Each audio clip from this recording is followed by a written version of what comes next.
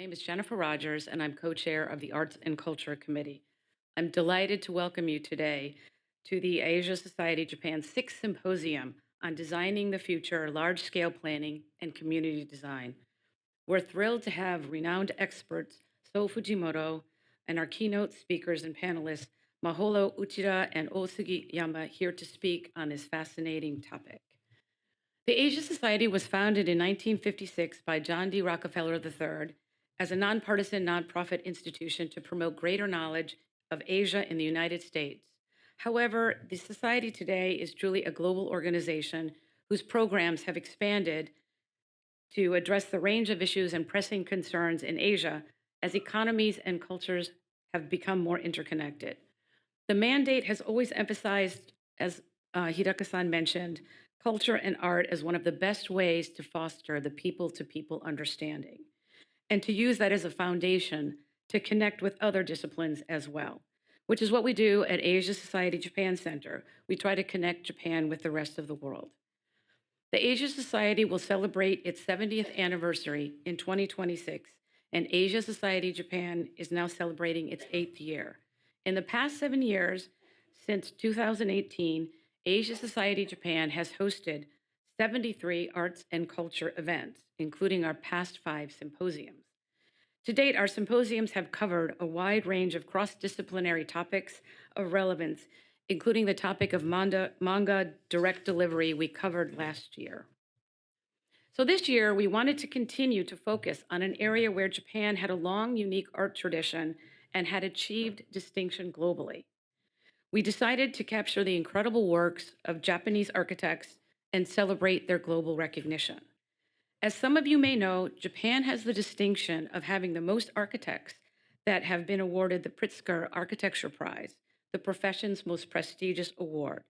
It's also fitting that we are doing this event at the International House of Japan, which was partly inspired by John D. Rockefeller and is the product of the collaboration of 3 Japanese architects, Kunio Maekawa, Juzo Sakakura, and Junzo Yoshimura, who received the Architectural Institute of Japan Prize in 1956 for their design of the International House just 1 year after its completion.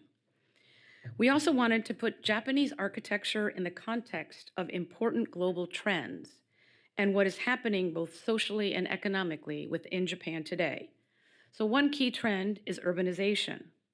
According to the United Nations World Urbanization Prospects Report, 68% of the world's population will live in urban areas by 2050.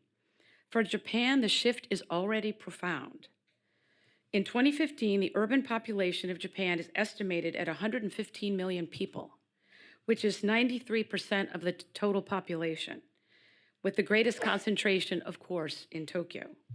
The urban population of the greater Tokyo area, if you think of it in its most broad context, is estimated to be about 38 million people, making it the largest metropolitan area in the world.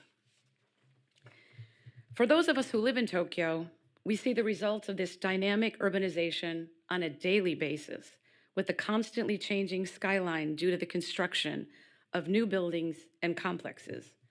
What is interesting is how many of these developments use new design techniques that also create and incorporate the use of public space where people can relax and meet with others. So for this symposium, we will be focusing on Tokyo's once-in-a-century urban development, which includes large projects such as the Shibuya and Nihonbashi Ichome projects scheduled for completion in 2038, Takanawa Gateway City, scheduled for opening this year, which we will hear about from our panelist Uchida-san today, and the Roppongi 6 Chome project to be completed in 2030, just to name a few of the ongoing projects. In formulating our symposium program today, we wanted to explore the drivers for this urban transformation. So we reached out to our group of experts that are joining us today to address that. Topics that will be discussed in the symposium aim to address each visionary's approach to the transformation and their strategies to address these challenges.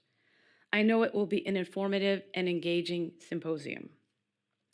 Now I would like to introduce our keynote speaker, Sou Fujimoto, who has been described as one of the most creative and influential architects in Japan. He is very well known, so for many of you, I think he needs no introduction. This is especially true for those of us in Japan due to the popularity of the 2025 Japan International Exposition, which we refer to as the Osaka Expo. Fujimoto-san was selected as the Expo site design producer in 2020 and created the famous Grand Ring that surrounds the pavilions, which has the distinction of being the largest wooden structure in the world. The expo has reached over 10 million visitors and is expected to surpass 20 million before it closes in a few weeks. Fujimoto-san was born in Hokkaido in 1971. He graduated from the University of Tokyo's Department of Architecture in 1994. He then went on to establish Sou Fujimoto Architects in 2000. Since then, Fujimoto-san has worked on a broad list of commissions, ranging from individual homes to institutional works, receiving multiple awards along the way. After winning the first prize at the 2014 international competition for the second Folly of Montpellier, France, Abré Blanc, in 2015, 2017, and 2018, he further became the first prize recipient of several international competitions in various European countries. His notable works are too long to mention, so I'm just going to name a few. The Serpentine Gallery Pavilion 2013, House NA, Masashino Art University Museum and Library, and House N. I had the pleasure of visiting the Osaka Expo twice and had the privilege of viewing and experience Fujimoto-san's creation, the Grand Ring, a wooden circular structure supported by scaffolding. Fujimoto-san explains that one of the tenets of his architectural vision is he strives to recreate the connection to nature he felt when he was playing in the forest in his backyard as a child. The sense of being protected and surrounded but not constrained. Walking through and on top of the ground ring, you definitely feel that he achieved that, as well as his other goal of creating a structure to embrace a diversity of countries' cultures and to foster a connection to bring the world closer to address the global trends towards polarization or division. I also attended his exhibition this weekend at the Mori Art Museum entitled The Architecture of Sou Fujimoto, Primordial Future Forest, that showcases his vision for architecture, where he explains that he finds inspiration not only from the forest, but from many organic structures found in nature, such as the nest and cave. I highly recommend the exhibition, and it made me excited to hear him speak today on Between Nature and Architecture. The exhibition further showcases how Fujimoto-san sees the relationship between architecture and nature as complementary, and that integrating the two can create a higher quality of design. His work demonstrates how architectural design does not necessarily need to intervene, but can respect and work with what already exists. In fact, many of his designs are built around his idea that the function of a building is decided by human behavior.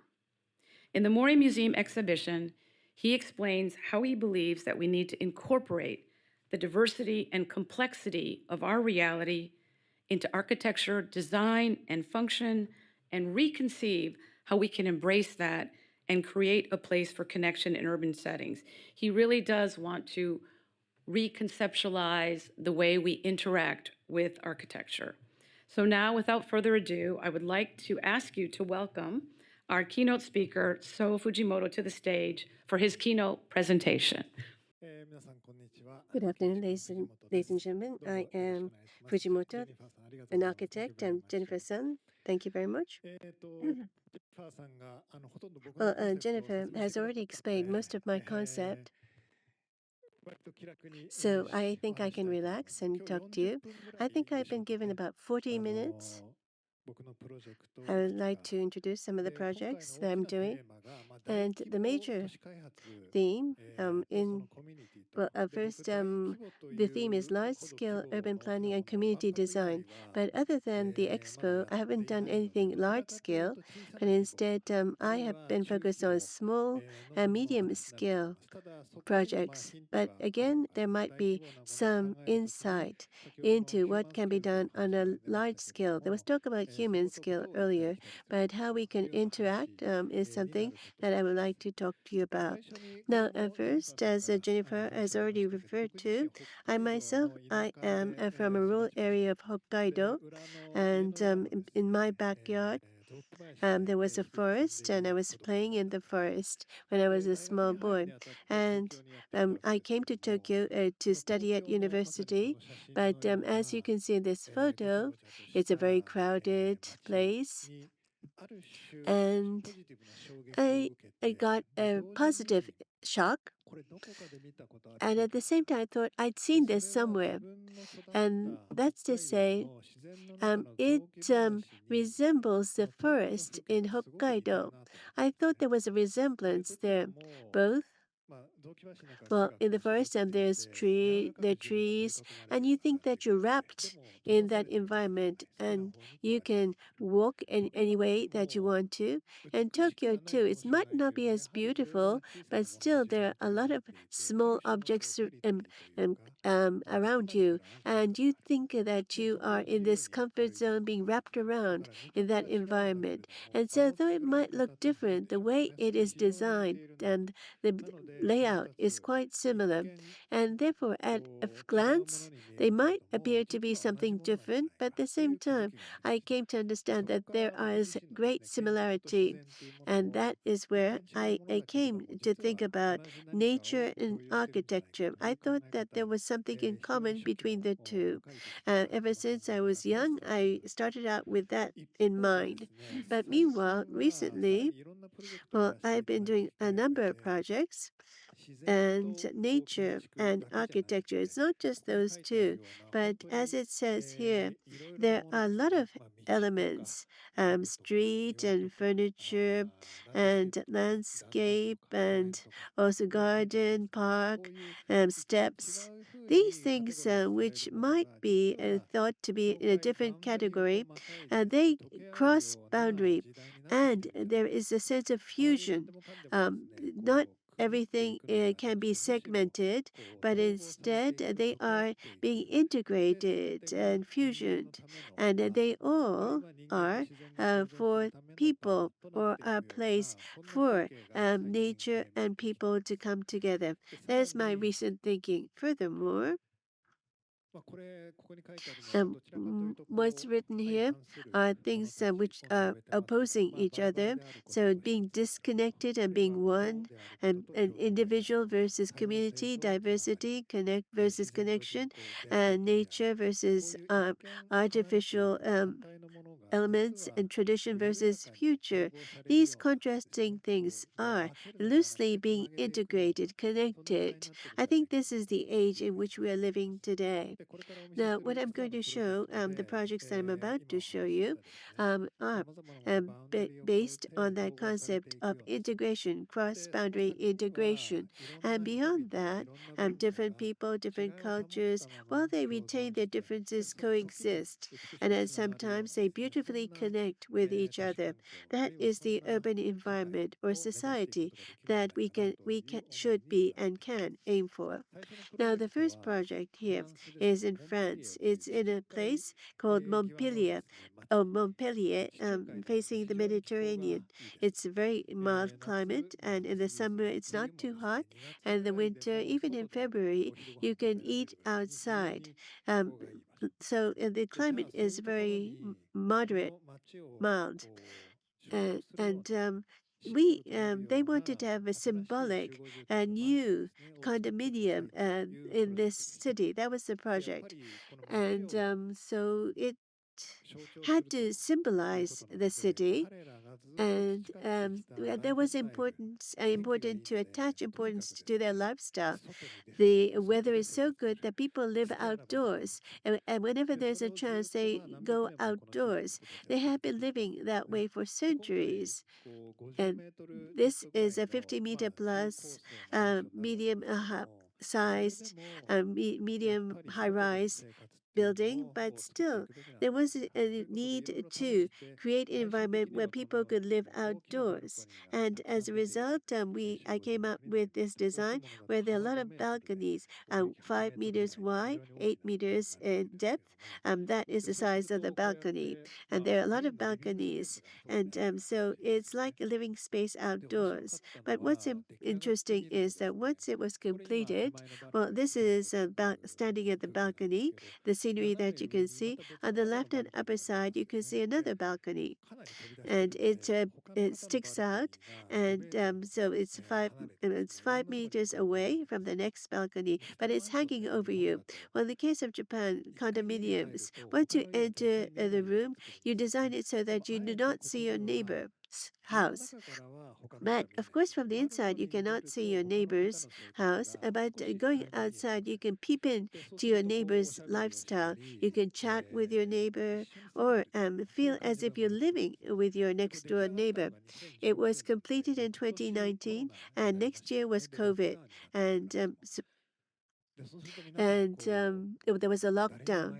People could not meet each other, and there was a great confusion. But here, if you went out the balcony, you can maintain your social distance. Nowadays, no one talks about that, but you can maintain a 5 meter distance and yet communicate with each other.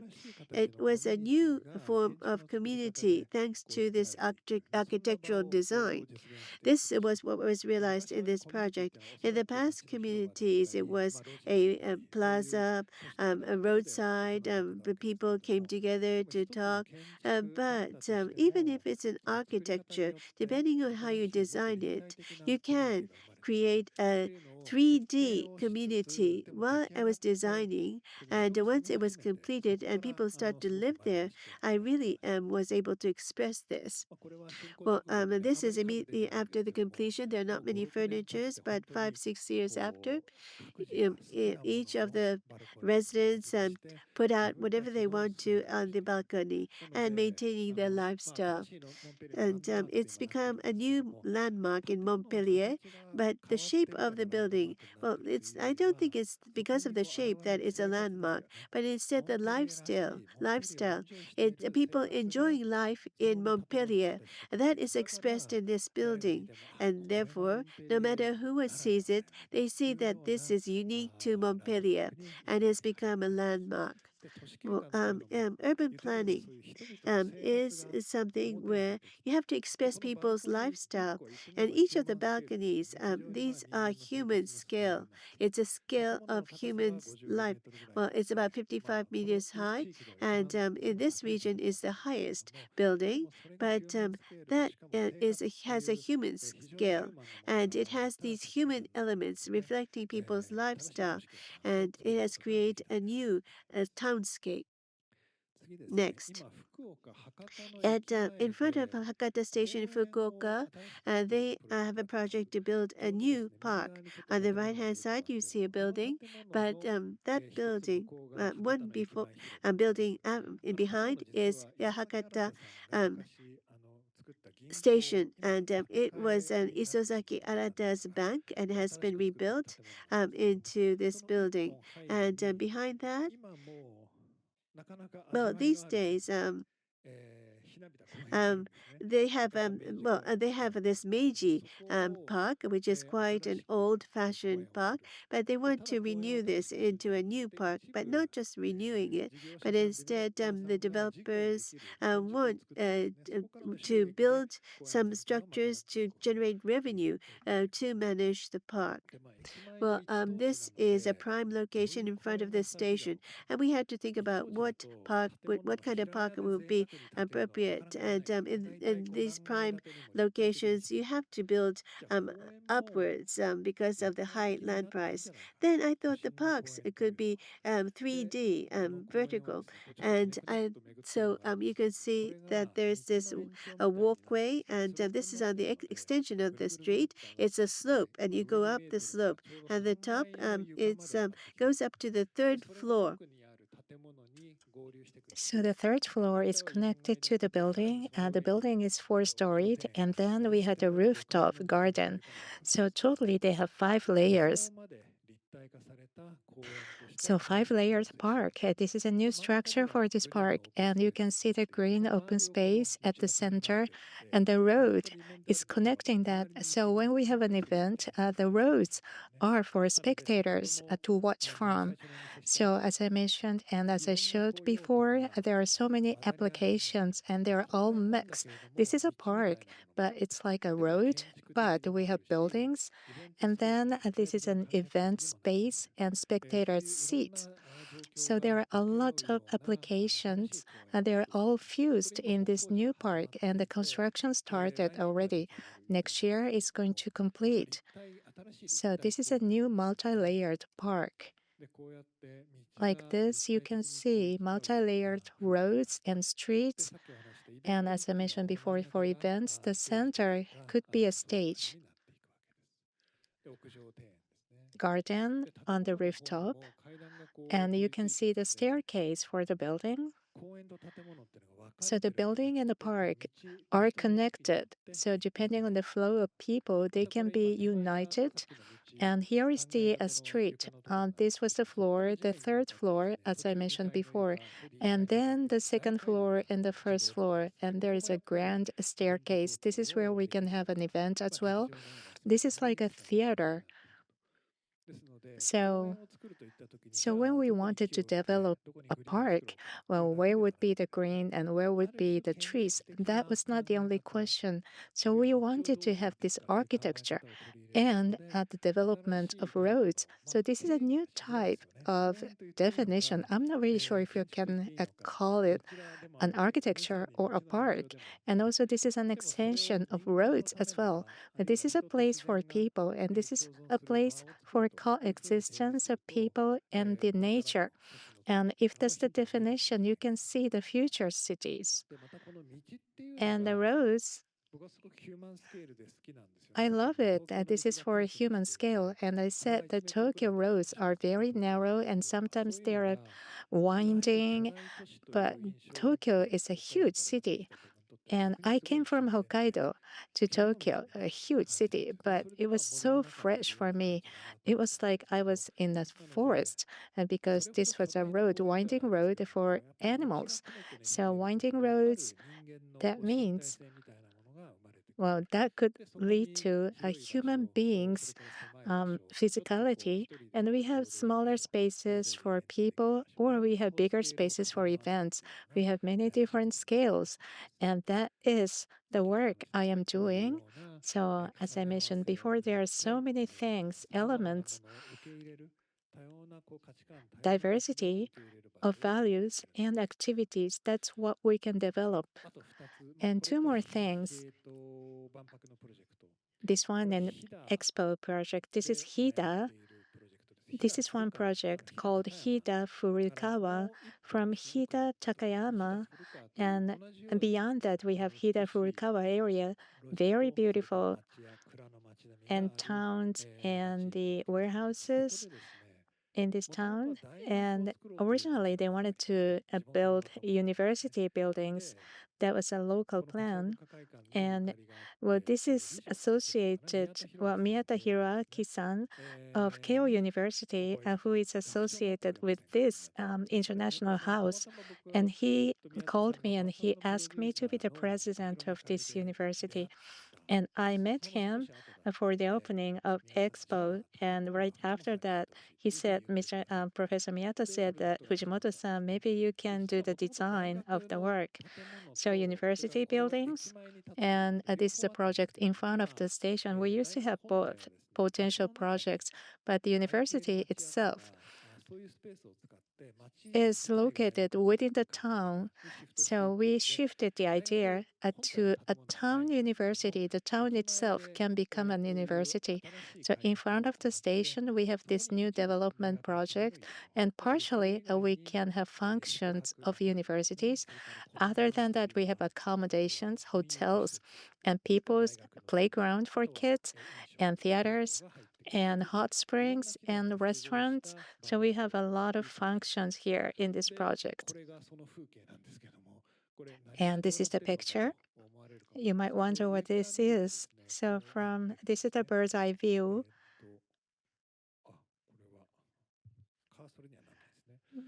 Sorry, it didn't work. Here is the station, Hida Furukawa Station, JR station. And in front of that is an old town. And behind the railroad, we have a big space. And this used to be a factory, and this was for the redevelopment project. And then about 100 meters in diameter, you can see the big round roof. That was what we developed, and we would like to include a lot of functions.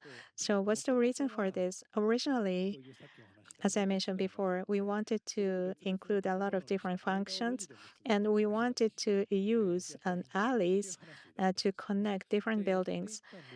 However, as we went on, here is a beautiful alleys, very natural alleys.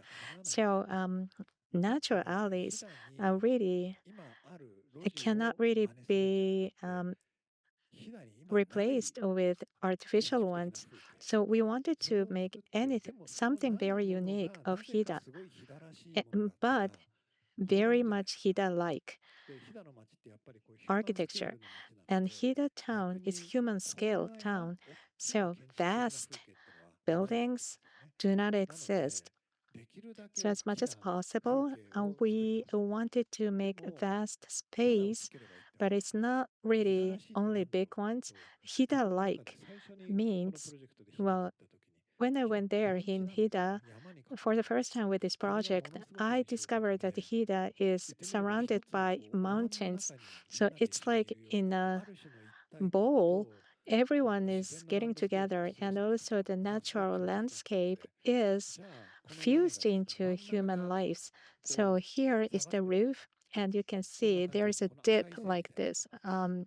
This is the shape of the roof.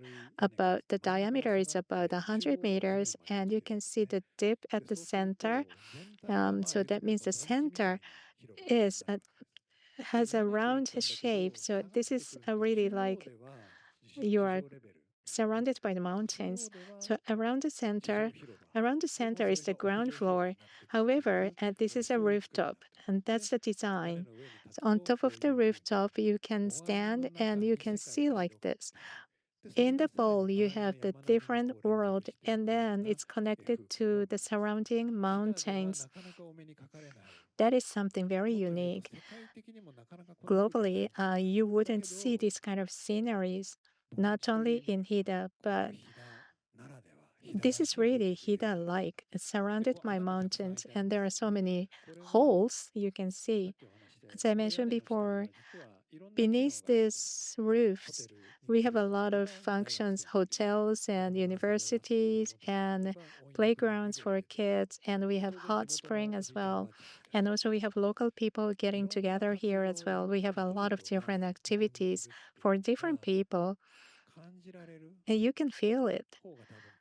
It would be fun to feel the diversity. So this is one big rooftop, but it covers many things. It's not only one scene. A lot of people have a lot of different activities and they are all visible. So by placing those holes, from one hole you can see students, university students making something, and from another hole you can see the playground for kids. And from another hole you can see, well, foreign tourists enjoying their coffee, or you can see hot springs from a different hole. But all of the holes are connected somehow.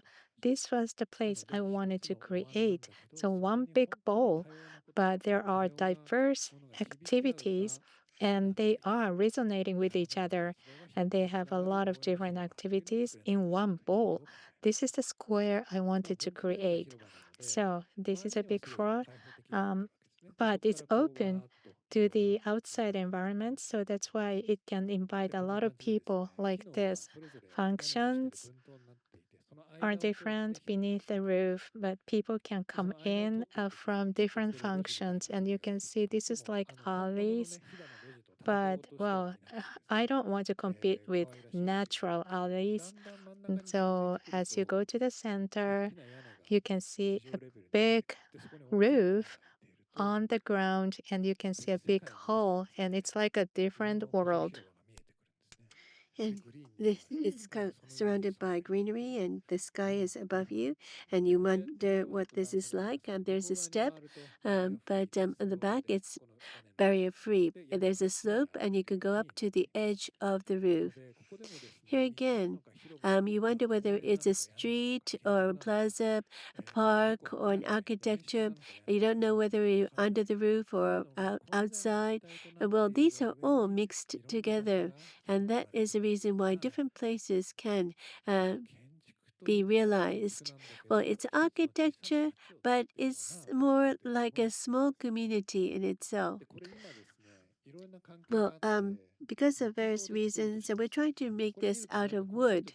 It looks like concrete, but initially we were thinking of concrete, but it's hida, and it would be better to make it out of wood. We are thinking of having trees hanging over, but the university, well, it has been authorized by the Education Ministry. It will open next year, and there will be different classrooms throughout the city. And this in itself is a new concept. And this building, following that, in a year or year and a half, will be opened. And lastly, about the expo. In another 2 weeks or so, the expo will be end, and you cannot obtain tickets anymore. We are very thankful for that, and also we feel sorry for the people who did not make it there. How many of you went to the expo? 68% of the audience have been to the expo. Okay, but those who have yet to visit, you've already booked a ticket, right? Yes? Okay. Well, if you go there, it's really overwhelming. I'm sure that if you've gone there, you understand what I'm talking about. There, it's located Umeshima, and this island itself is going to be redeveloped. It'll be a large-scale redevelopment, and this expo was to trigger that. But this island was started to be constructed in 1977, and it was a 20th century like landfill island. But the application was not decided and was left unused. And going forward, I think that it might be that these things will not be made in the future, but because we have this island, we should make the best use of it. Now, it's the expo. Well, I don't know if we can call this urban development. For 6 months, they built this place, and whether this will be possible in the future, I think it will be quite difficult to do things like this. But the expo, well, has been continuing for 100. Well, it started in 1851, so it's been continuing for 150, 60 years. But as the time went by, the meaning of expo changed. In the 21st century, the expo, well, it has been facing headwind, and people were questioning the significance of holding an expo. This has been questioned in different countries. Likewise, in Japan, people asked about the reason of hosting an expo. I myself, when I was first asked to do this project, I was very grateful.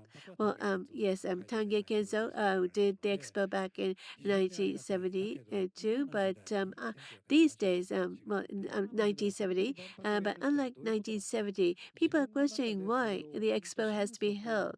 And unless I had a certain conviction that this has value, I had to think about out whether I would do this. So I studied about the expo, and it started out in London, and in 1970 it reached its peak, and there was the economic development, and also then Japan was trying to promote the economy industry. It was kind of a peak, but what are times like today? In 2020, when I started this work, Mr. Trump was president, and people were talking about division. Well, the country and cultural division, and also within the country, because of social media, etc., there was division, and I thought it was a shame, and, and that was my thinking. But I thought the expo was an opportunity, despite this environment, to have many countries. Well, this time it's 158 countries, 80% of all countries come together to a single location. Well, compared to the world, it's a very tiny space, but for 6 months, people can spend time together. I thought it was like a utopia, a dream come true, a type of event. Well, it so happens that the format was like that, and it's continued for a long time. But as time went by, the expo took on a different meaning, and it was like a very special, precious opportunity that could save us. And I thought that I should use this opportunity to say that diverse people, diverse countries will come together and be connected as one. I want to showcase that we can come together and think of the future together. This was a powerful counter proposal that we could make to the world. That was my thinking. And I want to create a place where everyone would come together and try to communicate this message, this value to the world. I thought it would be worthwhile to do the project, and I was under fire, and I was criticized, but I thought that I should do it, and so, so I was thinking of what kind of venue I would like to create. As I said, I wanted to create a place where diverse countries could come together as one.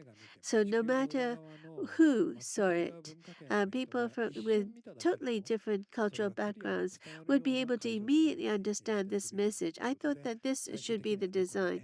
And as a result, I chose this circular design where diversity can be connected, and to showcase that the world was sharing this one thing. And the over of theme of the expo is Inochi, life. And how does this diversity connect to that theme of the expo? These Kyoto University, Professor Yamagiwa, who is a professor researching gorillas, and he defined inochi, life. This, he said, is a connection of diversity. Inochi, life. One life alone cannot exist on its own. Even if there was one person on Earth, that person could not survive. What about a single species? Again, no, there is no food. If there were no plants or anything outside from human beings, humans would not be able to survive because they're different species, different living beings, all interconnected in some way or another, and having a network. This is the ecosystem. So the fact that there is life on Earth is thanks to this diversity, and this diversity which is connected. I said that at a country and also cultural level there is diversity, but there's a different layer. This life, inochi, and ecosystem. Again, there is this diversity, and in this dual sense, this is the fundamental thinking of the expo. I wanted to show this to the people who would visit the site. They could see the space and understand this message. But even if people did not make it to the expo, because many people it would be difficult to travel there, I thought through pictures like this or through a photograph, people could see that many countries are gathered here and are trying to connect. And if I could get people to understand this message at a glance, it would be good. And that is the reason why I decided to have this circle, the circular design, because a circle can be understood as connection or harmony, no matter what cultural background that person has. And in this circle, there are the pavilions of countries as well as the signature. And also Sugiyama-san, Maholo-san is engaged with this, but there are 8 signature pavilions inside, and there's a forest in the center. And so what's most important is at the center. We thought that what would be most important would be the natural environment. So that is positioned at the center. That is a configuration. I'm an architect, so it's not just a message, not the shape, but also I had to think about the functionality. And that, as a result, I came up with this circle or ring. So I wanted to avoid congestion as much as possible and get people to be smoothly move. And so I tried to create streets. And of course, in the 1970, they had a plaza at the center with the Sun Tower and the Dubai Expo. There was a plaza at the center.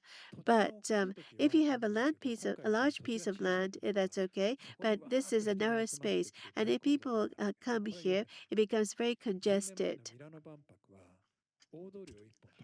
10 years ago for Milan Expo, there was one big street and there are gates in the east and west here.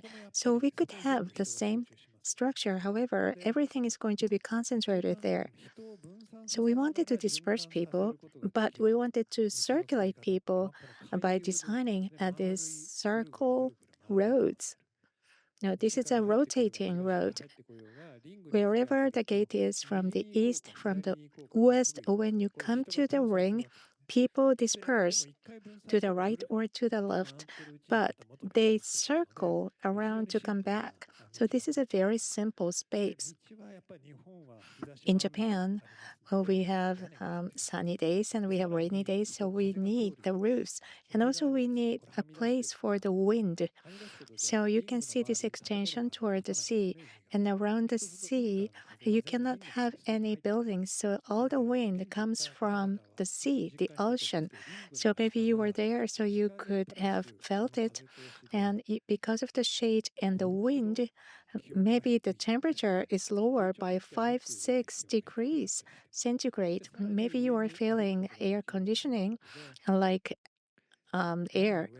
And then on top of the roof, you can see all the pavilions from the top of the ring. So it's like a small version of the earth. And we have diverse cultures connected. So when we look at the sunset, tens of thousands of people look at the sunset at the same time. This is a wondrous scene. And for sustainability, I use the wood to express this, and this is really timely. Globally, large-scale wooden structure is the focus. European countries, US, North America, Singapore, Africa, Europe, as well. Sustainable circulation of the forests, and then we can get the timbers, and then by utilizing that, we can create natural and healthy forests that can absorb CO2. So this is the idea. Large-scale wooden structure and large-scale arenas, they are being developed globally as well. And in Japan, more than 1,000 years, we have the history of wooden structures. So we have the state-of-the-art sustainability and the world's most traditional wooden structure. And Japan is the only country which can offer this combination. And by offering this combination, we can make this huge structure. And this is the state of the art, sustainable culture of architects. And this is something we can take the lead. And that is why I proposed this structure. So after the completion, while you are looking at this, well, I really praise myself. This is really overwhelming. This really touches you. Almost impossible. 3.6 meters is the interval of the pillars. So 3.6 by 3.6, it's like one living room space for a house. So this is like a cathedral. This is such a grand space. Meanwhile, next to that, you see elementary school kids and small children putting the sheets to eat lunch, and their grandparents are there. So this is a human scale activity, very comfortable. And one pillar is 42 centimeters, one line.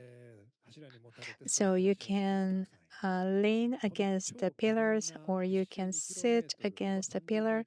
And this is 30 meters in width.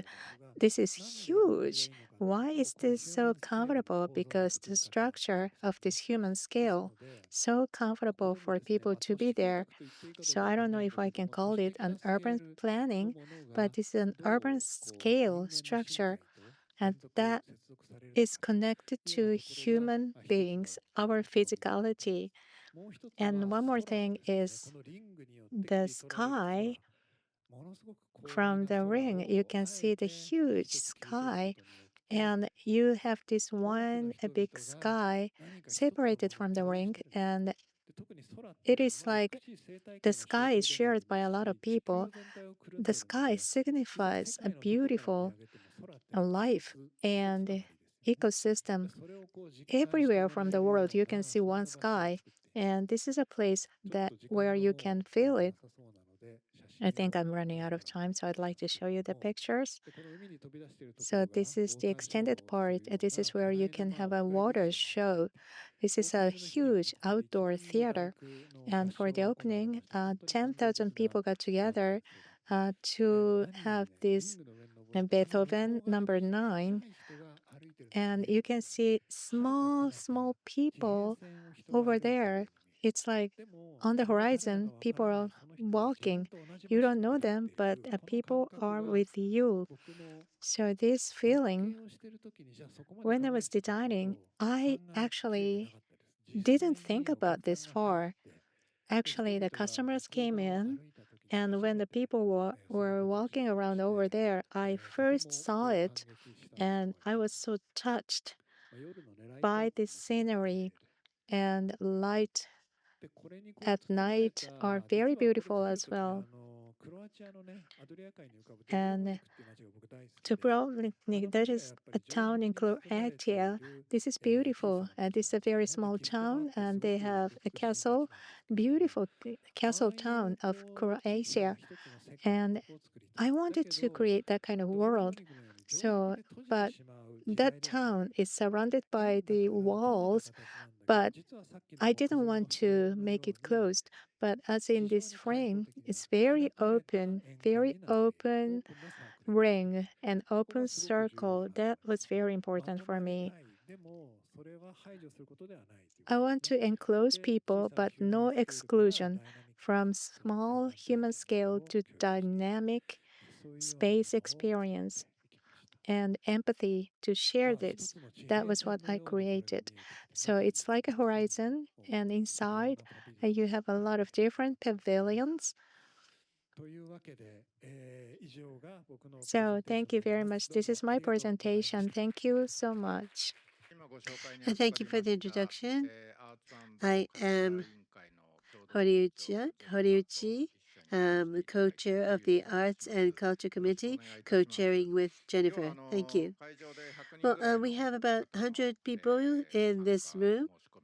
We have, and also online, we have received applications from about 200 people. They're listening online. Well, this symposium is held annually, and we're wondering what theme we should take up. We had a lot of discussion. But today in Tokyo, there's a lot of redevelopment going on, and therefore we thought that architecture would be a good theme.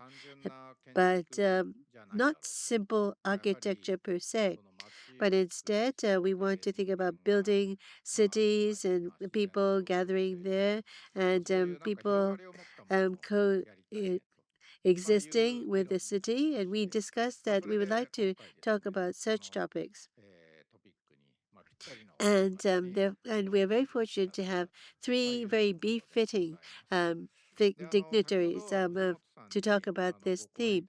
Well, we have heard from Mr. Fujimoto's and his keynote, and without any QA, we have proceeded directly into the panel discussion.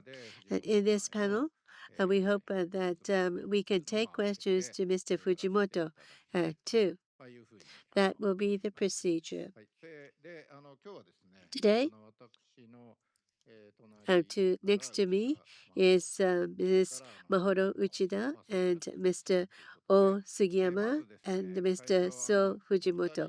We'd like to have the two introduce themselves and give a presentation. And then after, we'd like to proceed to the panel discussion. Well, my name is Maholo Uchida. Mr. Fujimoto had a wonderful talk, very smooth, but I'm not really sure if I can finish in 15 minutes, but I'd like to convey my messages. I'd like to introduce myself. Well, today's theme is architecture, and that is why I joined here. But my job is a curator and exhibition producer. So I produce exhibitions and I research on a lot of things and give messages to the next generation. And I used to work for the National Museum of Emerging Science and Innovation for 20 years. And right now, I am working on a new project to build a new project. And I went to MoMA and Paris Culture Center and Barbican Center, London. And I have an experience of working for those global museums. So, what are curators and exhibition producers? So, maybe you know about those occupations, but just very briefly, curator means originally the Latin word is curatus. At churches, they were protecting their treasures. So, cure, care, in English, that means you treat something and you cure something. And that is the work of curators. And exhibition, that came from exhibit, that means showing off. So that was the original word of exhibition. And exhibition design is something I studied. And scenography is the name of the study. So it's like you depict the scenery from narratives. That is part of my work. And for me, it's like treasure hunting and showing off and making space. And that is the definition of my work. So, what is my treasure? Future and Japanese culture. This is something I'm very good at. Depending on the person, the treasure might be different. But this is my treasure, future and Japanese culture. So I was with the National Museum of Emerging Science and Innovation, and this is a science museum. And after working for this, I went to a railway company because they wanted to create this city and the future. So that is why I joined this company. So today, I'd like to focus on architecture. I'm a curator, but I am doing a lot of architecture related projects. So at the museum, National Museum, we had a museum project with Mr. Sofu, the designer, and also together with Nobuo Araki and Sam, the architect. We had a project to make sustainable sceneries. So under the globe, you can see the staircase that was made of soil. And this was the project in which I was scalded because and because of this soil, it became very dusty. And I became very much interested in architect in this project. So it was before Skytree was developed, and this was an exhibition from the design to construction and how we can solve a lot of issues of the urban areas to make this symbol. I studied a lot. I learned a lot together with Obayashi Gumi, the construction companies, for 3 years. I learned a lot from them for this exhibition. And also, I became so fond of constructions. So, this is a construction area and construction machineries. And I became very much interested in construction machinery and people who operate them. So that's why I opened this special exhibition about construction. And I started to be involved in architecture related projects. And as Sujimoto-san said in Expo, here's a robot and Professor Ishiguro depicting the future. And I produced this one. And this is my pavilion. And one more thing, in Ginza Sony Park, in Ginza, you know the Sukiyabashi intersection, and this year it was opened. And we have an expert team, and I was involved in the team for more than 10 years. And Sony Bill used to be there. And in the project, there were debates about selling this land or not. So this land was very important. They wanted to keep this land, and how we can create urban atmosphere to make it a park. Fujimoto-san mentioned a little bit as well. We have a lot of concepts of construction, and we wanted to make it a park. So this is a new version, flat version, and I was involved as well. So cities and architecture. And now this is Takanawa Gateway. Yamanote Line and Keihintoku Line used to be operating around here, and they changed the railroads. And you can see the left side we have this bridge, and after that we have this empty land, and they dug it up. And then in 1972, they were having this railway, and they found this railway embankment, and this is a historical remains. And so because of that, there was a delay of the project, but we had a ceremony. So you can see I was writing my name on the board. This is a ceremony, and the open is going to be next year. So I'd like to talk about this project. This is a video.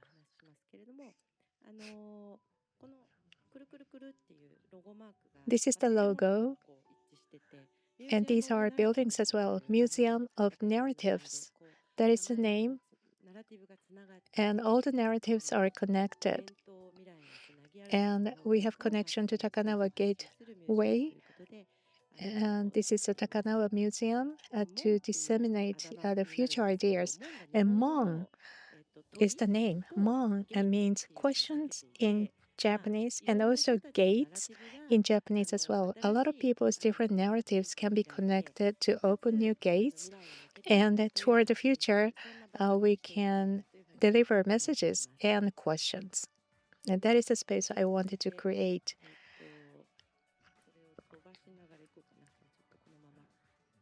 So please watch this.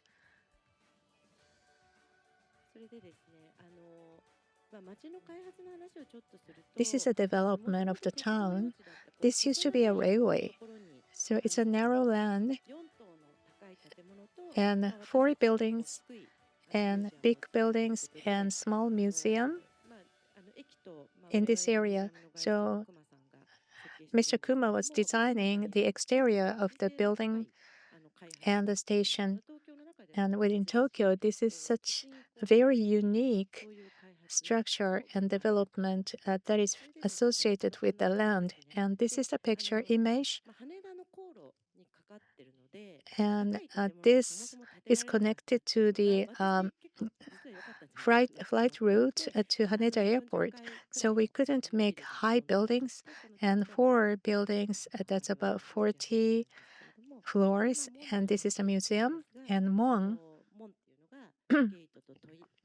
in Japanese means gates and questions. And gates can go beyond a lot of borders and museum to connect knowledges.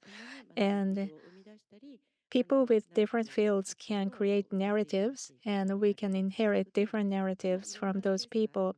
And we have different space. So different places, space. For example, we are using LED for permanent performance space. So when we think about past theaters, it's different. So we create this digitally and we record this digitally as well for collections. This is a new way of having a museum, and that's something I'd like to challenge. And this is very unique. This is my favorite space. About 100 tatami mats are there, and this is a gallery, and the space has a narrow. It's the ceiling is very low, so we wanted to create Japanese culture for experiments. And this is a big wall you can see from the station, and you can disseminate some messages from this board to the railways. And a lot of people would love it here. You can see the moon. This is the eastern side, and we have this water area. Takanawa, before they had the railway, used to be the sea. So 150 years ago, this was a very good place for people to get together to view the moon. So this was a moon appreciating place, and they used to have a lot of events then. And now I'd like to create this space so that people can get together and enjoy the moon appreciation. And you can see this green, and we invite membership for farming here. This is the space for farming, and we have 200 different types of plants. And in Meiji era, they started this domestic species. So they reclaimed this land and they developed this urban and to make it this an urban area. So they destructed this area. So once again, we'd like to invite the nature, the green, so that we can re-invite insects and birds as well. So this is something I would like to do. In the end, well, I thought this was a thing for today. This is something I learned. We wanted to make it an international cultural city. That is why we are opening this museum. So, what are the conditions for the global international cities? First of all, you have to have this public space so people can get together. And also, this is a center of the city. So, you have public transportation and the constructions like these iconic buildings. They are very important. They signify these kind of cities. And inside of buildings in Tokyo, you have to have cultural facilities, and that is part of the requirements. And also, we can utilize these historical remains. And in each city, you can see this kind of historical remains as well. And Takanawa has such kind of conditions already met. So I would like to do my best to make this Takanawa city. And lastly, these are ukiyo-e pictures. And these are very important ukiyo-e pictures. As I mentioned before, this used to be, Takanawa used to be a very famous place for moon viewing, moon appreciation. And this is Utagawa Hiroshige's 26 nights of new moon. So in the morning, a very, very thin crescent is coming up from the sea. And they used to get together, people used to get together to appreciate the crescent moon. And you can see there are food stands And you can see the mascot of octopus. This is from Edo era. This is really the culture of those days. And I wanted to recreate this scene in Takanawa. And another one is by the sea. There is a railway. For the first time in Meiji era, this town, for the first time, became a symbol to have open to the rest of the world. And this is a town that goes to the future. So the historical remains can be kept here. So I'd like to inherit this kind of culture to develop this area. Thank you very much. Good afternoon. I am Sugiyama from Shinryoiki Inc.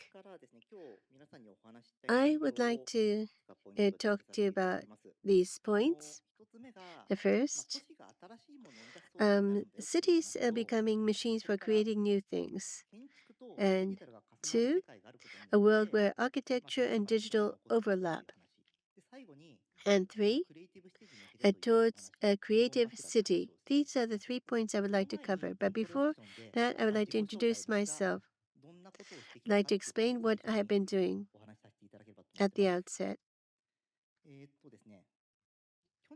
Up until last year, I was working for Mori Building, a real estate developer, doing city development. And then I became independent and I'm doing a lot of things. But going back further, 25, 30 years back,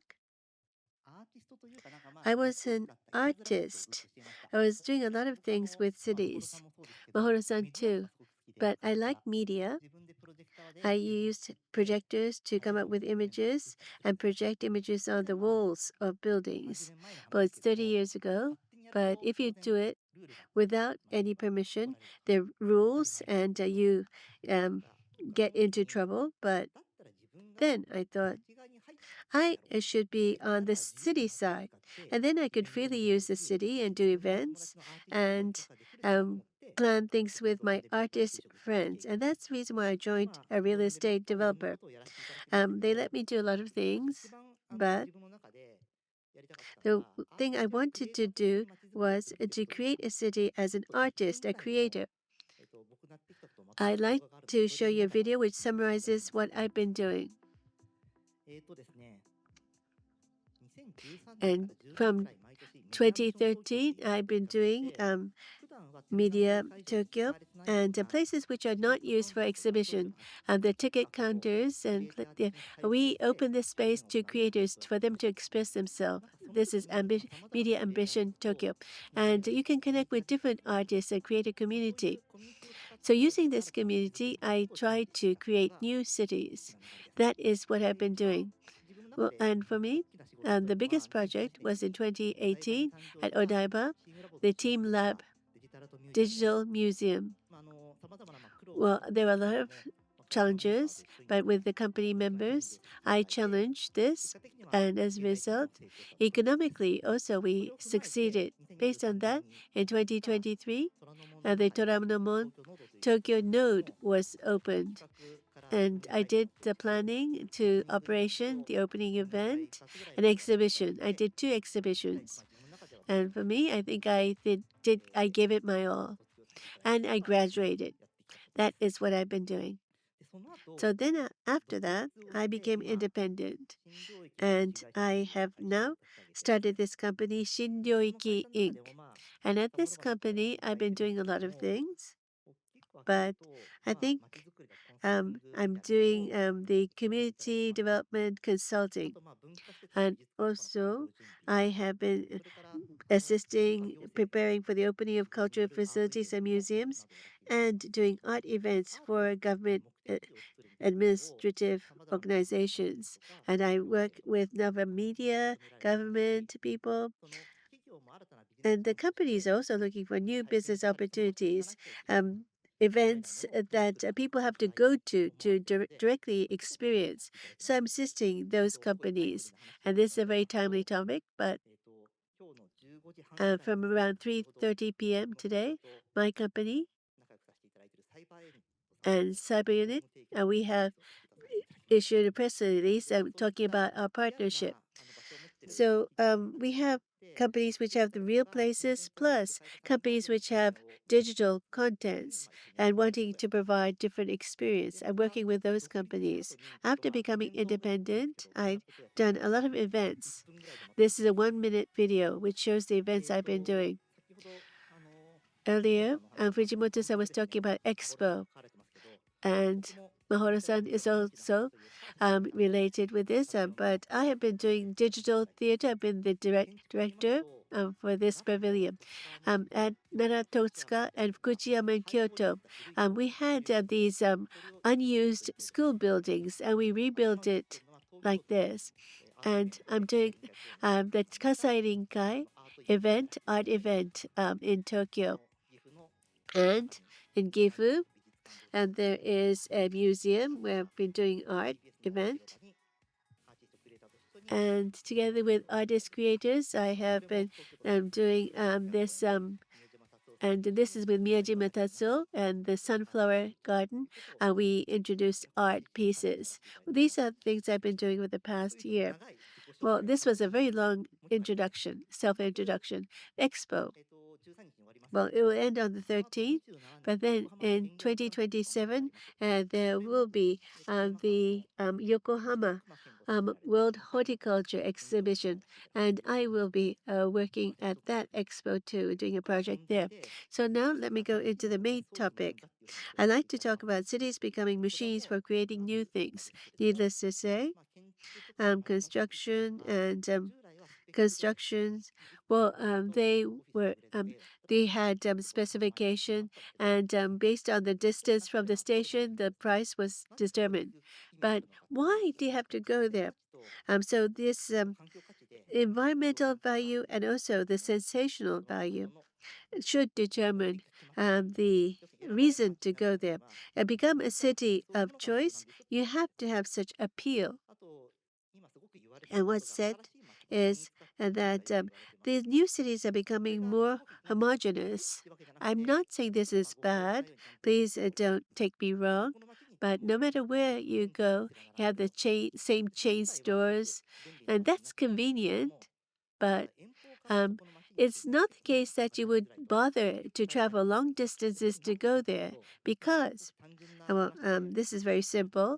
Because cities, no matter how much a concept a platformer comes up with, the tenants which go to that city, these tenants, they would think about the economic rationality, and there will be the large cap operators coming in to try to set up themselves in that city for economic reasons.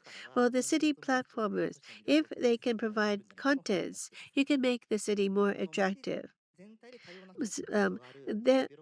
Because you're a developer which have different cash points, because you're a city platformers, you can challenge new contents. That is my way of thinking. And this, in the world of digital, this is obvious, but there is the platformers dynamics. For example, Google, they have the mechanism to monetize powerful search engines, and they come up with new businesses, and linking that with their existing business, they can make profit. And at the city level, you can do this. For example, the Mori at the top, there's the Mori Museum, and for the tenant, it might be difficult, but if you think of the whole community, the brand value increases, and the people who go to the museum will come downstairs to shop later on. So, as a whole, you can make it reasonable. So, the city platformers, developers, should try to differentiate themselves and use different methods to make it appealing. But they alone cannot do it. They have to have creators, artists, startup companies work with them so as to create something new. And that will be necessary for future cities. Meanwhile, from an artist creator's point of view, well, the drawing pictures, coming up with sculptures, those creativity within a certain theme was thought to be the norm. But recently, your expression goes beyond the monitor. The space itself has certain impact. There are technologies that make that happen. So space and cities, you have to change the landscape, because if you do not, then you cannot create new service. So the artist challenges, and as I said, um, the homogeneous character of the city, and the artist, creator, and city can combine themselves so as to create value that people have to go to enjoy. And you have new art experience and new fun. Meanwhile, as a business model, you have to think about profitability, having real estate and tenant fees, and this is a solid revenue. But on the upside, you have to think about the end users and billing directly the end users. This could create a new city model, and this can be done using digital power. So, creating new contents in the city to make the city fun to visit. At Team Labo Borderless, I showed you the video, but this is a real estate developer doing the business to generate new sources of revenue.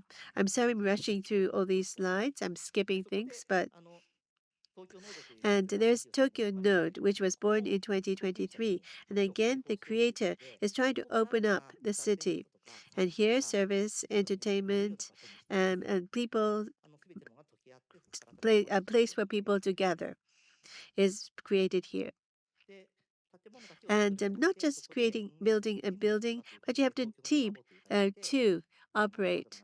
And so we have the different media, telecoms, and operators coming together so as to provide new service and entertainment. We have this team, and at the opening event, uh, it's not an exhibition where you just exhibit pictures, but it's difficult to define this. But you have this technology to create a new form of exhibition in part two. Um, Inagawa Mika, a photographer, we would invite people to her beautiful world of pictures, photographs. And has been a success. This is something that you can only experience by going there. And the city provides such a place, and the creator creates the content for people to come to. This is the creative ecosystem, something that you have to go to enjoy the entertainment. And adding a billing system, you can change the revenue structure to a two-tier, not just tenant revenue, but billing the um, visitors, and this leads to a new form of creation. That was part one. I have to rush through, I'm sorry. I'll skip. But what's happening in the creative industry, I summarized this, but maybe I can cover this during the Q&A. There are a lot of keywords, cities and towns. Uh, they are wanted to do these things. Tell your own story. It's your personal story, and yet it's a collective experience, and it's something that you only can experience at that moment. And stories change. And by using space and digital, you can showcase this. But I'll skip these examples because I don't have time. And lastly, there are cases in which this was done at the city level. But maybe I should go to the summary now.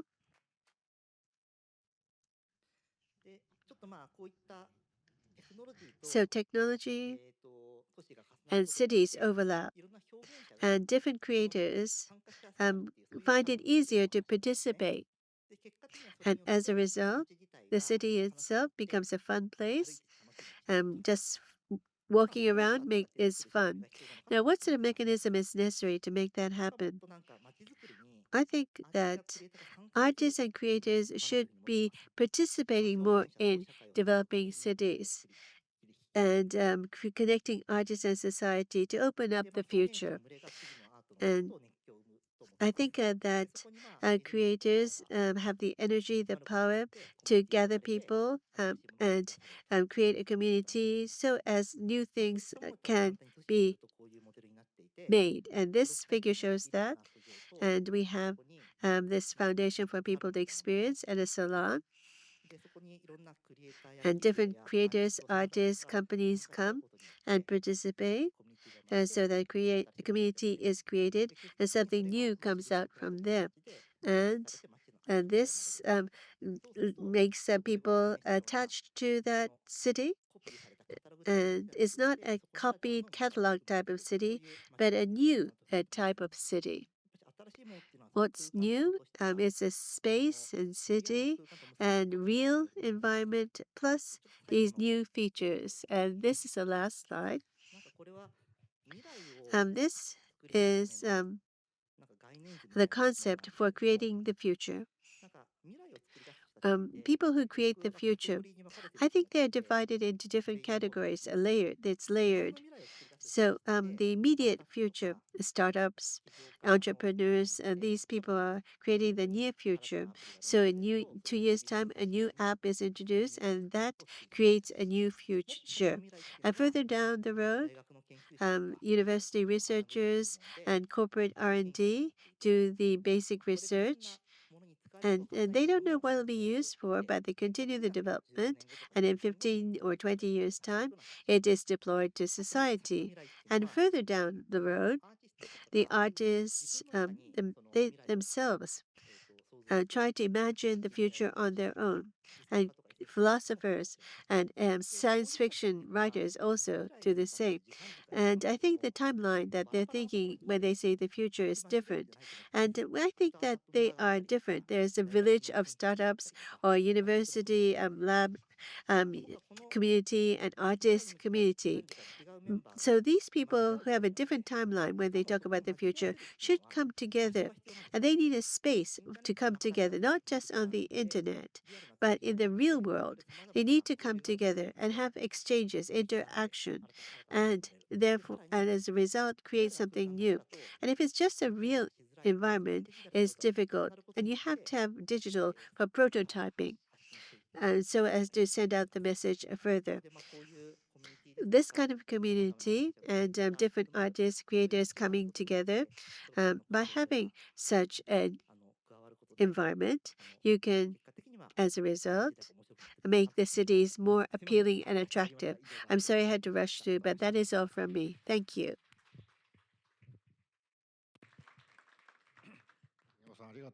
Thank you very much. Well, thank you very much to keep time. So you had 60 pages in 15 minutes. You covered all of them, but thank you very much. So we have an hour until 5:45 for the panel discussion. Toward the end, we would like to receive questions from the floor and online as well. So first of all, I would like to ask questions one by one. And then I would like to ask more common questions so that we can have discussions.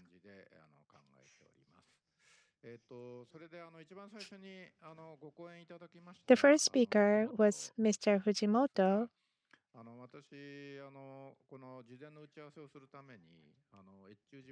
For the preliminary meeting, I went to his studio in Echujima, and there was a huge warehouse in which he had an office.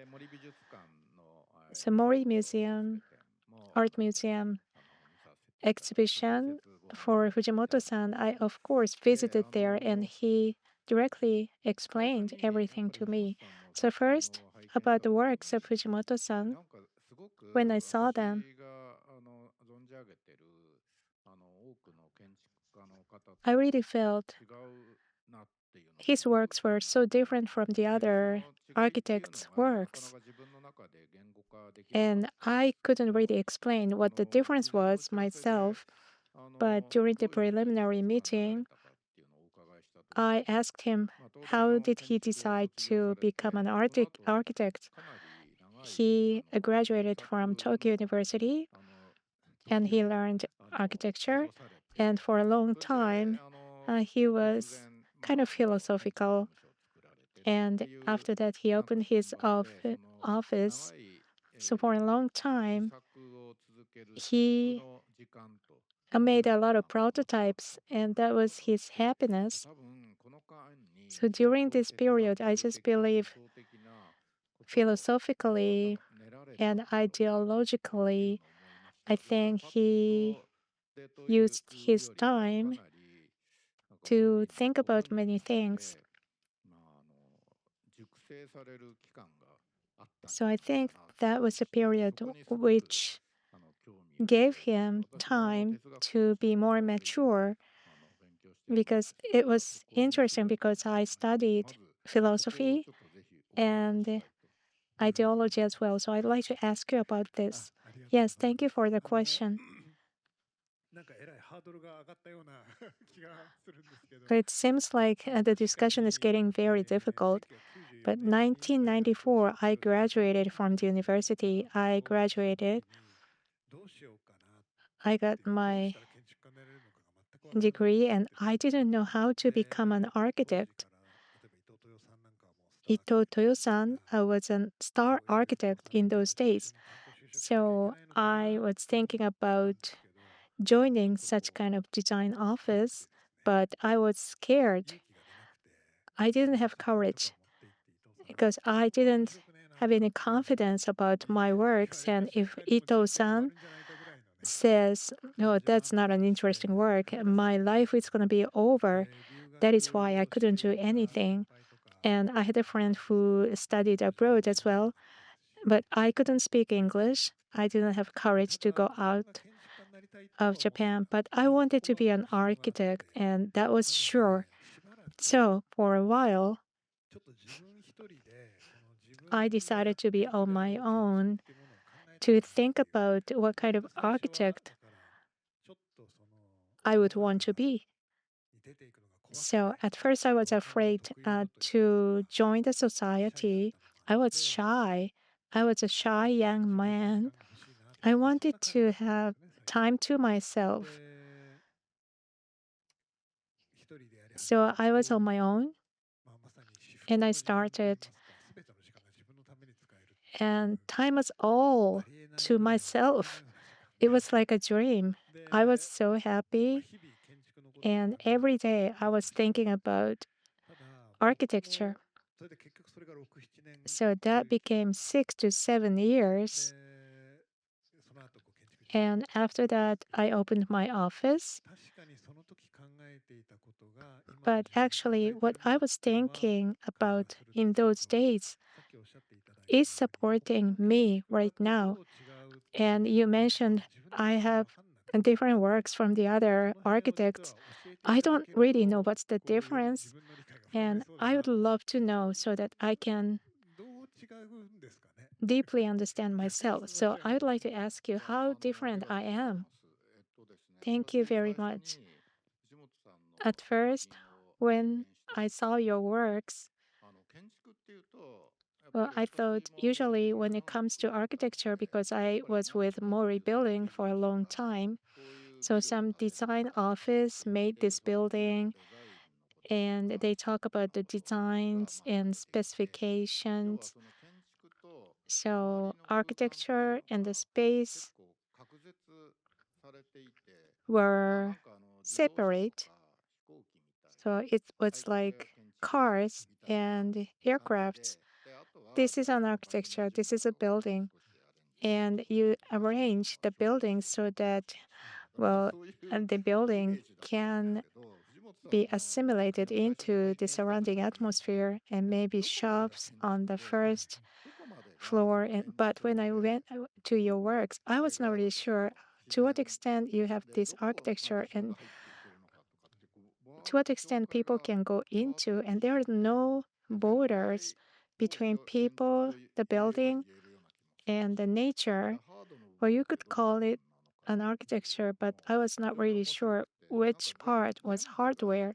because the entire work was one new architecture. That was the image I had.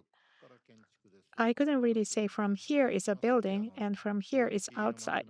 And you are talking about a town surrounded by castle walls. And that was my image of the other works. So your works was something very refreshing for me. Thank you very much. As I listened to you, I just recalled when I started on my own, I was aware that there was nothing to support myself. When I thought about my own future, on what ground I can think about my future? My own background, as I mentioned before, I was raised in the forest, in the nature, and I came to Tokyo. That is my background, like it or not. So that is my origin. And another thing is architecture is for people to use. So people's physicality and the relationship between inside and outside and urban environment,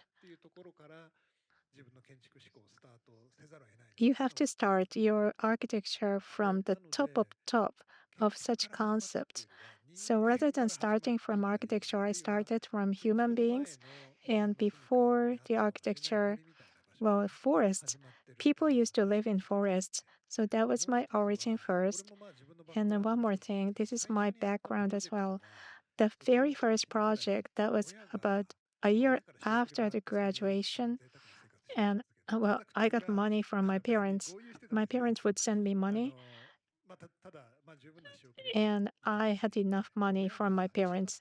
And my parents were doctors, were actually psychiatrists, and my parent had his own clinic, and he said after a year or so, he asked me to add some annex to his clinic. So that was the actual project for me. And that time, this is a psychiatric ward clinic. And well, it was like a prison in those days. Well, there are security guards and rooms in the ward, but my father didn't want that kind of psychiatrist clinic. He wanted to make it more open, and that was why he had his own practice. So first, we had this therapy building, occupational therapy building, and the construction system. Well, I got the impression that it might be very oppressive, violent, but how can you open up the space? The people, well, we have to look at the identity of the individuals who are there. They have certain circumstances why they're there, but can it be personalized to that extent? No. You also have to think about creating a community within the hospital. So there's the individual and also the community. And you have to think about the fundamental relationship between the two. If you make a mistake, it will look like a prison. But no, it should be more personalized, focus on the individual, and yet there should be some connection amongst the individuals there. That was the sort of discussion that I had with my father. And well, so we talk about the inside and outside, and but no, it is something very real, but also it's something very universal, related to the human society. And I had a lot of discussion about that. And I think that that has led me to have this concept of what kind of architecture I want to build. And my father, well, there was a younger doctor who had to set up his own clinic. He was younger than my father, but I think I built and designed 78 psychiatric facilities in 10 years' time. And this experience, I think, or something that really gave me impact, something universal? Well, construction, architecture is something that you have to set the framework for. But if you make a mistake in the structure, it looks like a prison. But if you remove the framework, it becomes chaotic. How do you have a loose integration and it's open and yet it is enclosing? How can you create such a space is something I've continued to think about ever since. And that might be so the what you said. So rather than thinking about construction architecture per se, I think about people to people, individual and community, how to create a space for that. And architecture is something that comes at the very end of that story. And that was something I learned during the time when I wasn't doing anything at all. The 6 to 7 years of the time that I had for myself, something that may have given me this uniqueness that I have, the very beginning of my career. I think you have given us an insight into your secret world. I'm very happy to have been able to hear about that. So, Fujimoto-san, where are you heading towards? What are you going to aim for? Well, um, there's a big question of where did people come from? Where are they going? But Fujimoto-san, where are you heading? Can you talk about that? Thank you. Well, as the the Mori Art Museum exhibition. Well, this questions what we've been doing in the past and what we're trying to do now and what we should be doing in the future. That is something that we have to think about because unless you think about those things, you can't even do an exhibition.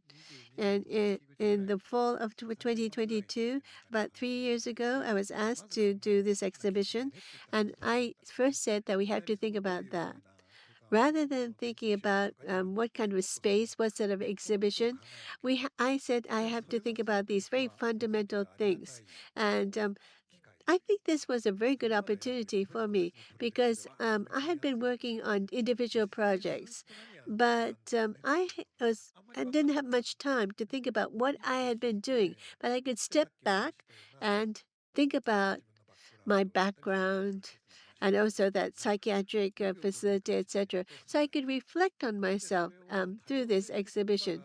The term diversity is being used in different places, but at that time, the term diversity was not used that much.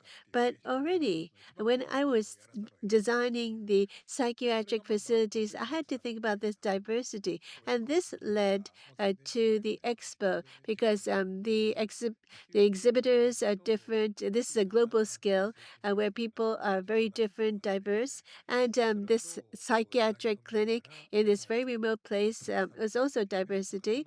So these two link together, and I thought that this gave me an opportunity to think about these things. But going forward, there are differences. Are we going to accept it as a difference and try to coexist? Mahoro-san talked about this in one of her slides. Uh, and what's coexisting? Um, it could create a connection which was unthought of. And if that is what we're going to aim for, architecture might be meaningful. And also we can contribute to building such and build a community through architecture. So where am I heading towards? Well, if you have this project wanting to create an airport, a museum, of course I want to do those things.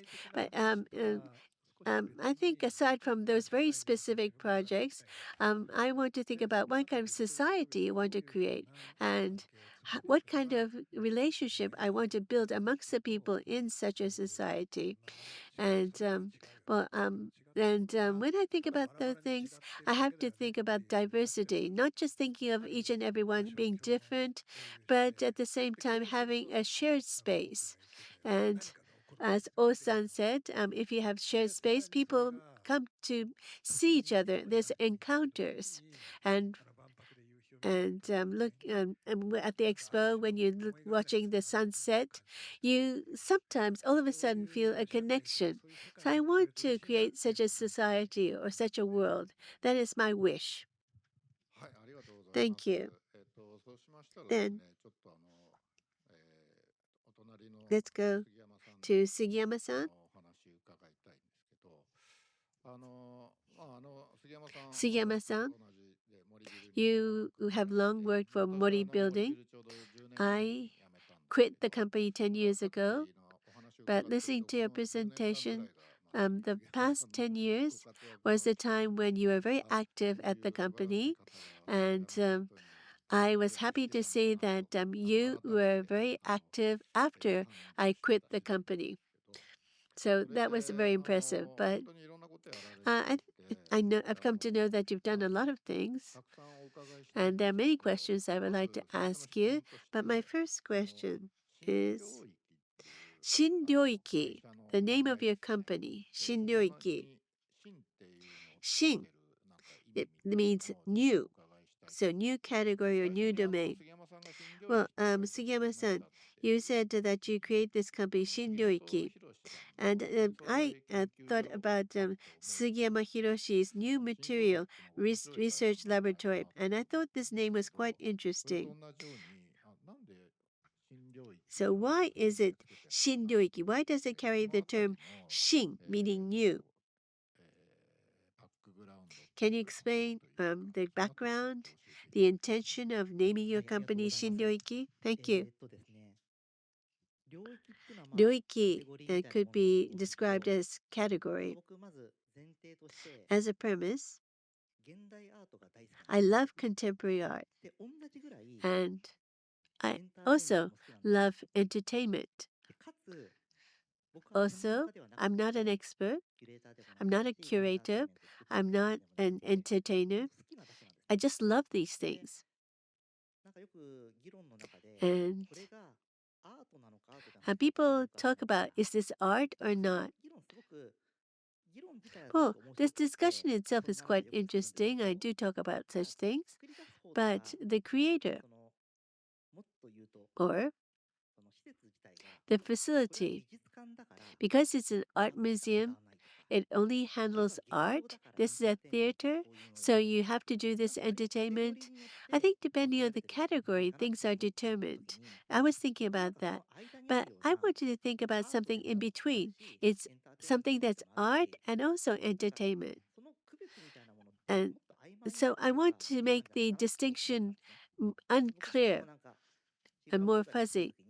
So there were a lot of opinions that I listened to when I was doing a team level. But what I was thinking then was that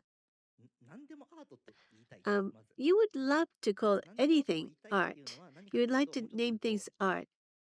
In other words, amongst the artists and creators, if they have this yardstick, and if it's created from there, then you can call it art.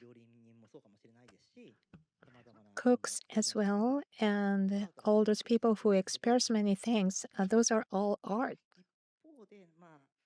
Meanwhile, I don't know if it leads to misunderstanding. Something that came out of marketing effort is different, I think. Marketing means, for example, some fad. Using that, of course, economic activities are very important, but when it comes to marketing, something that was made out of marketing can be copied, but art is different. Art is an expression, and those are new categories. We don't have to call it art. These are new categories, and for producers' point of view, artists can only do art. Well, they have the pride and they have the career. Entertainers are different from artists.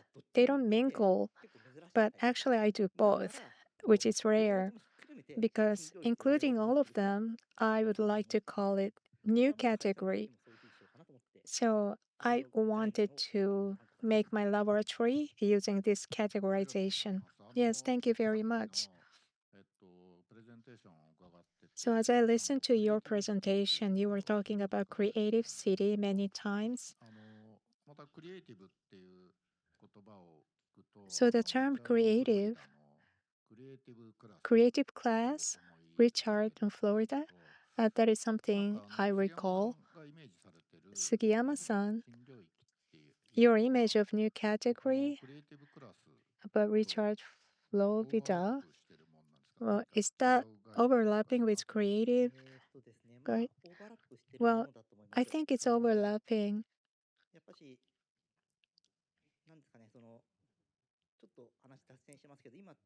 This might be a deviation, but right now, AI is really emerging and AI is creating many new things. But the origin of being creative is people's feelings, experiences. Subjectively, that is important because energy is produced from there, new things are produced there, and those people who experience them, who are going to experience them, is important. So, this who, the subject. So, in that sense, art and expression that is in the bottom of your heart or that's based on your experience when you are raised. So, in a deep sense, they are all tied to your experience. Thank you very much. So, marketing is not something you, well, I think as a means it's very important, but it's not only marketing. Well, they can be associated with something else. Yes, thank you very much. So, next, Uchida-san, I would like to ask you this question. You were talking about Mon.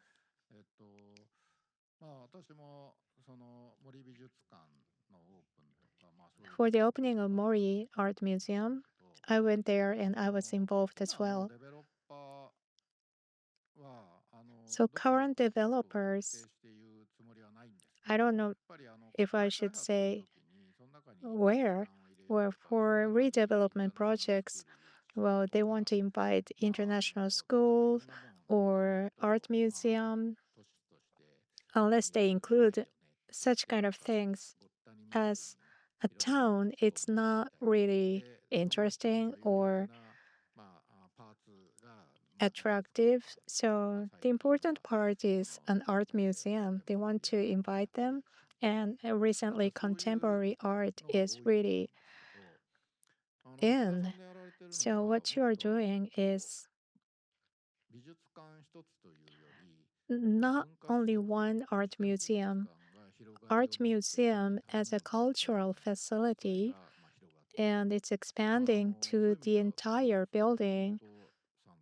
So I think that is common with Fujimoto-san's approach. So could you please elaborate on your thinking behind that? Yes, thank you very much. Yes, that's a very good question I'd like to explain. And we are not really calling it art museums. In Japan, in Meiji era, we had art museums and science museums, and there are so many translated words. So, museum is a house to connect knowledge. And for expertise, we have photography, art, and history, science as well. But in Japan, it's different. We have art museum, science museum, and museum. So those are different categories from the first. And also the authorities in the government are different depending on the category. In Japan, we have universities, colleges, school. Museum is such a vast concept, but the concept in Japan is very closed. For example, this is a museum for exhibits and so on. When I was with the National Museum, I was doing, well, this is a science museum, but I was doing art and music, and I tried to change how to use the space, and I was doing it for more than 10 years. And some people would ask me, well, is science involved in here? And I would say it's not science, but we have the future involved here. So this was what I was doing for a long time. So the namings of the facilities and architecture would decide how people would exchange. So that is why I wanted to make a museum of narratives.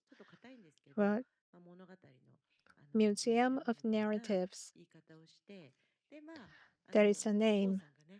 And Mr. O, you were talking about art and entertainment. And for our project as well, I wanted to do art and entertainment as well. We have the exhibition rooms and performing art room and tea ceremony room, tatami mat, and farming area. In a wider sense, I wanted to create a space for cultural creation, and using narratives, we can connect every one of them. That is the direction. So, new concept of museum. We don't have to say science museum or art museums. This is a wider category, creative, academic. I often say knowledge, beauty, and laughter. And those three can be mixed together. And that is something I would like to aim for the development of this place. Yes, thank you very much. We don't have so much time. We would like to receive questions. Yes, yes, we will have it. So we would like to have a discussion from here. So as we listen to the three panelists' presentations, we all were talking about mixture and nexus, connection, keywords. And as I mentioned before, it's not only just simple architecture or building. Beyond that, a lot of things are connected to create new values. I think that's a process we are talking about. So I'd like to ask all of you,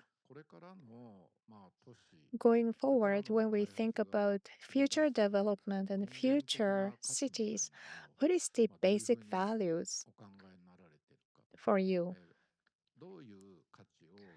What kind of values can be created in those places?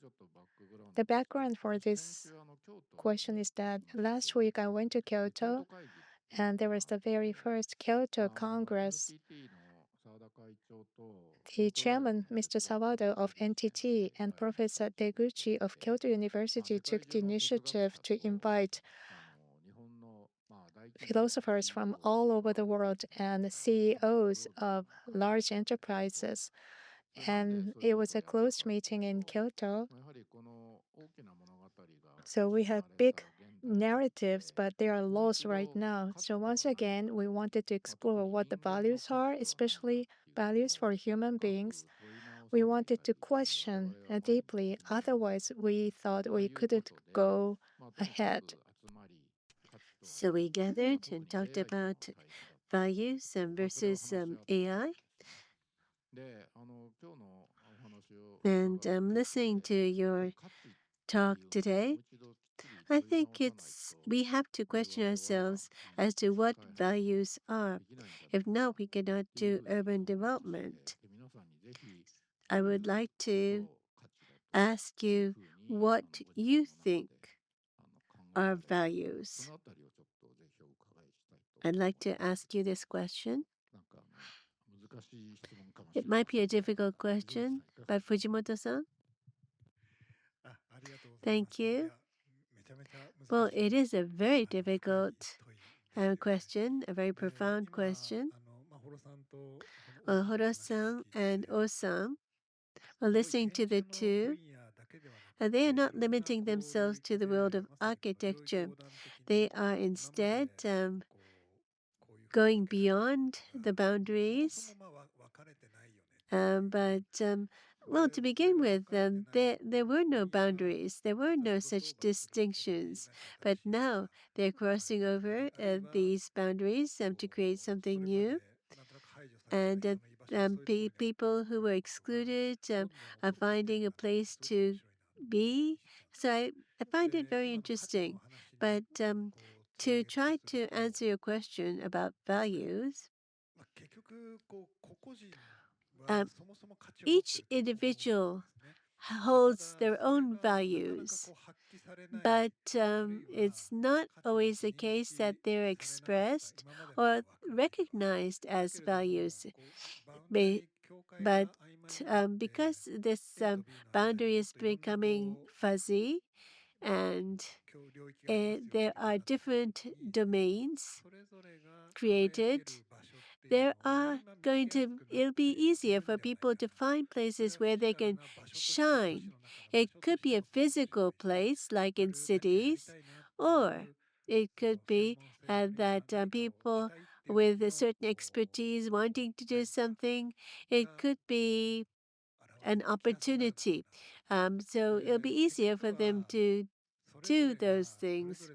Each and every individual tries to identify their own values and try to express that.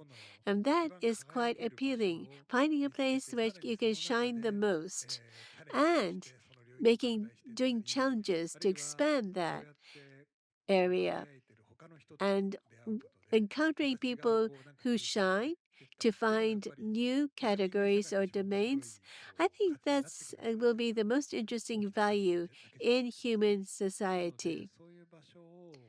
Therefore, in the cities, well, maybe not just the cities, but rural areas or maybe in nature, but I think I would like to create such physical spaces where things will come together and mix. How to use these physical spaces or how this can be spread in society.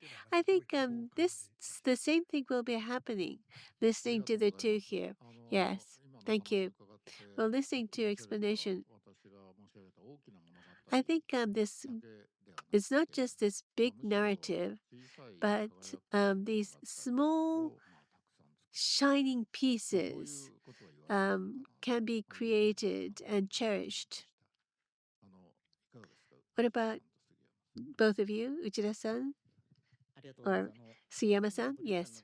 Well, your question is the essence of humans or the joy of living and how this relates to the city life. I think that's the meaning of your question. At least that's how I interpret it. And as a hypothesis, people live in groups. About 10,000 years ago, we created this agricultural community. Before that was a hunting society. And once we became an agricultural society, people settled down in a single location and started to live together. That's how humans have lived. And communities were created, and people cooperated with each other to make things. And that was more advantageous for survival. And in those communities, the relationship between people to people were good. And by creating something together, they started to recognize each other. And this became a joy. Um, Even today, I think humans have that DNA, that relationship, wanting to create relationships with others. And in our life, we have to think about creating new things together and realizing things together, and so that we can share the joy with trusted friends. And in cities, you have many opportunities to come across such people. And I think that is the joy of living in cities. It's not just the economic aspects. I think it's because cities are related to this essential, the essence of humans, that it's enjoyable to live in cities. Now, social media is very popular today, and through social media, people communicate what they're doing to others, and this leads to mutual understanding and connection. And I think this is also very city-like. Thank you. Uchida-san? Well, I've been thinking about why culture is necessary. Why are cultural facilities necessary? Well, why is art necessary? Well, these things have been asked in different places, and every time this question comes up, I think that this is because we want to have world peace, global peace. Humankind wants to become physically rich. Well, for 10,000 years, they have been pursuing such affluence. Well, even if an earthquake were to hit now, or even if a typhoon would hit, people can feel secure in this physical environment. So this is the ultimate affluence of their problems with energy, etc. But still, so I think that through civilization we have come to this point where we can be satisfied. But then there's loneliness, war, solitude, and also the disparity amongst the rich and poor and discrimination. But despite being physically affluent, there are these problems that only humans have created, and they remain unresolved. And I think this is a time when people finally are trying to address these issues. And here, what's beneficial is to know about others, have empathy towards others, having such a capability to do those things. And that is where cultural activities, unlike businesses, can contribute. So, when you say values, what you should aim for is world peace, a world where there's no war. But prior to that, it's important to have curiosity, to try to get to know things and have empathy towards others. Those sort of activities, that sort of a space will be important as a value. I would like to pursue such a value, quote unquote. And business, well, this aims for economic growth, and there's competition, and you have to be more profitable than others. But the world of art is and culture is sharing. It's different from businesses. And I think, well, Osan is really pursuing that. Yeah, he is trying to address both business and sharing. But if there are more people like that, then, as Fujimoto-san said, and that you want everyone to shine. But cities, there's the front side and back side. Front side, it's shining, but on the back side, there are people who are suffering. We have to save such people in doing urban development and do activities. That's what I would like to do. Thank you very much. As I listen to you, I was thinking about what the essence was for art. Art. One pottery artist said that because of the egotism, that he or she wants to do it, but it wouldn't hurt any people. And this is so rare because it wouldn't hurt any other people. So it's a rare act of people. That's what he said. And as I listened to Uchida-san, I thought about it. So in the business world, some people win, some people lose, but art brings happiness to everyone, which is so rare. Thank you very much.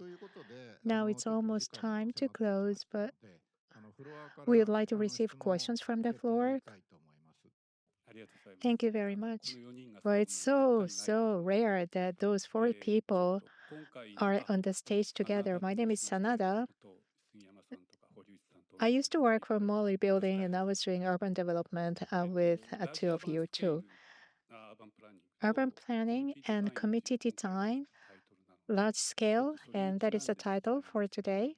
So related to that, well, this month from Saudi Arabia, Kiria, the new urban development team came to Tokyo and they went to Roppongi Hills, Asakusa Hills, and Roppongi Midtown. So I used to work for Mori Building, so I took them to those buildings and they said, this is a very interesting mixed use of buildings. But in the future, if you keep this size, what is the optimal mixed use? It's changing a little bit. Well, if had known the answer, I would have been a developer in Japan. So this Kidia, the scale of which is 3 times as much as Singapore. This is a Saudi project, and Fujimoto-san made 600-meter diameter of ring. And this is about 3 times as much as Roppongi Hills. And Kitano-san, Horiuchi-san's friend of Sony, he went to the ring and he said that this is the right scale for a town. Maybe we can place it in Shibuya or in Kyoto.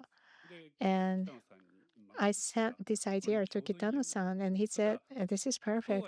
But still, the scale is 3 times as much as Roppongi Hills." So my question, especially to Fujimoto-san, but to everyone, Roppongi Hills scale, 600 meters of diameter. So this is very large area, but what kind of composition should be created as a town so that as a community design for the future, it would bring optimal design or economically, is it appropriate? And because there are so many people who don't want offices anymore, but a lot of developers, Shinagawa, and mostly they are offices, hotels as well, but there is not so much entertainment, but housing is very profitable right now. So they are increasing residence as well. But what's the mixture, the appropriate or the right mixture and the composition? And that's very difficult, but that's a very fundamental question. For me, I don't know how the business wise it's going to evolve, but it should be interesting to mix all of them.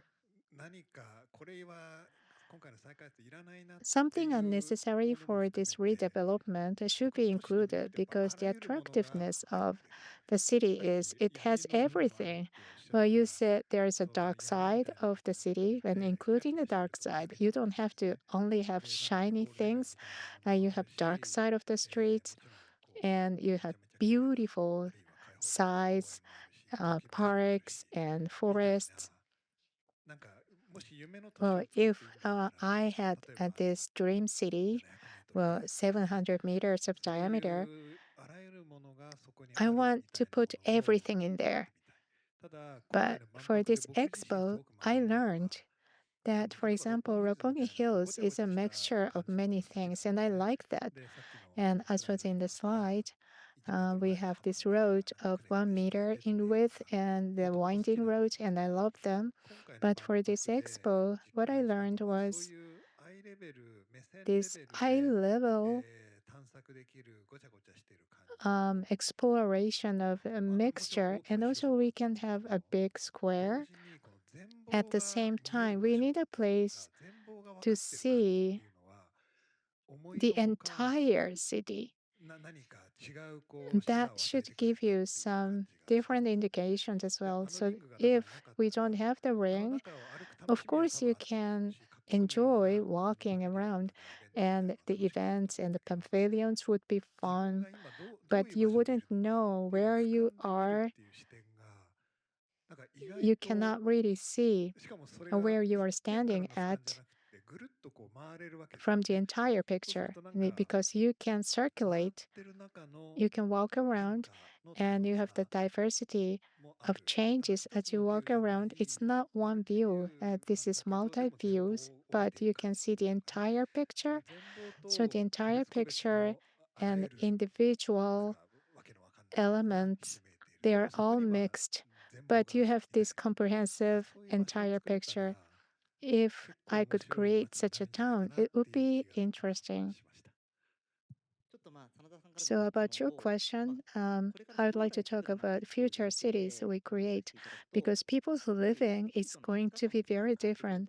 Even if you want to design an office, offices themselves are going to change, and the concept for work is going to change.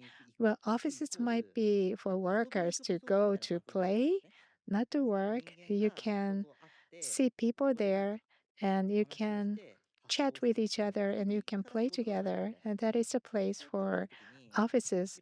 So a lot of mixtures and, for example, borderless cities.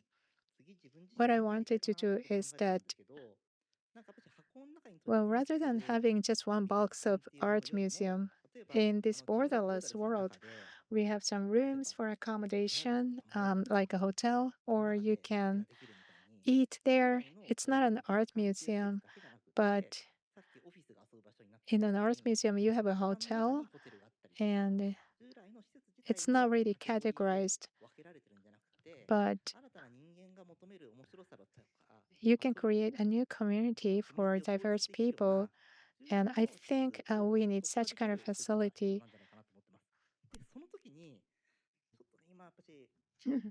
Well, there are different regulations which designate the purpose, and there's zoning, there's a commercial district, residential district, such as zoning. These things are constraining us. So I think that there should be deregulation to free us from such constraints. And in my office, we can do 3D and create things and also have lodging and entertainment merged together. By having deregulation, I think we can have different blends of different elements. Thank you very much for your very interesting talk. My name is Okubo. I'm non-expert, but listening to Fujimoto-san, Hida Furukawa, that basin, bowl-shaped design, I was thinking of Akiyoshi Dai.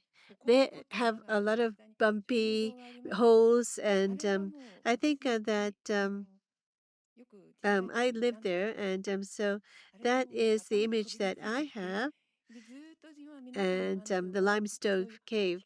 So underground space. The what do you think about underground space of cities? Do you include that in your urban concept? Yes, the underground city. Cappadocia in Turkey. If you go there, you can see the underground city which was built there. When I first went there, I was really shocked to think that.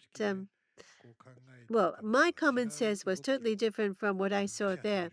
And to think that humans could live in such a space, it was like weightlessness.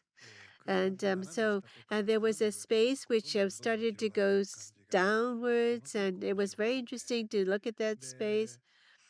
And at Muri Museum, towards the end, there is a future city in the exhibition.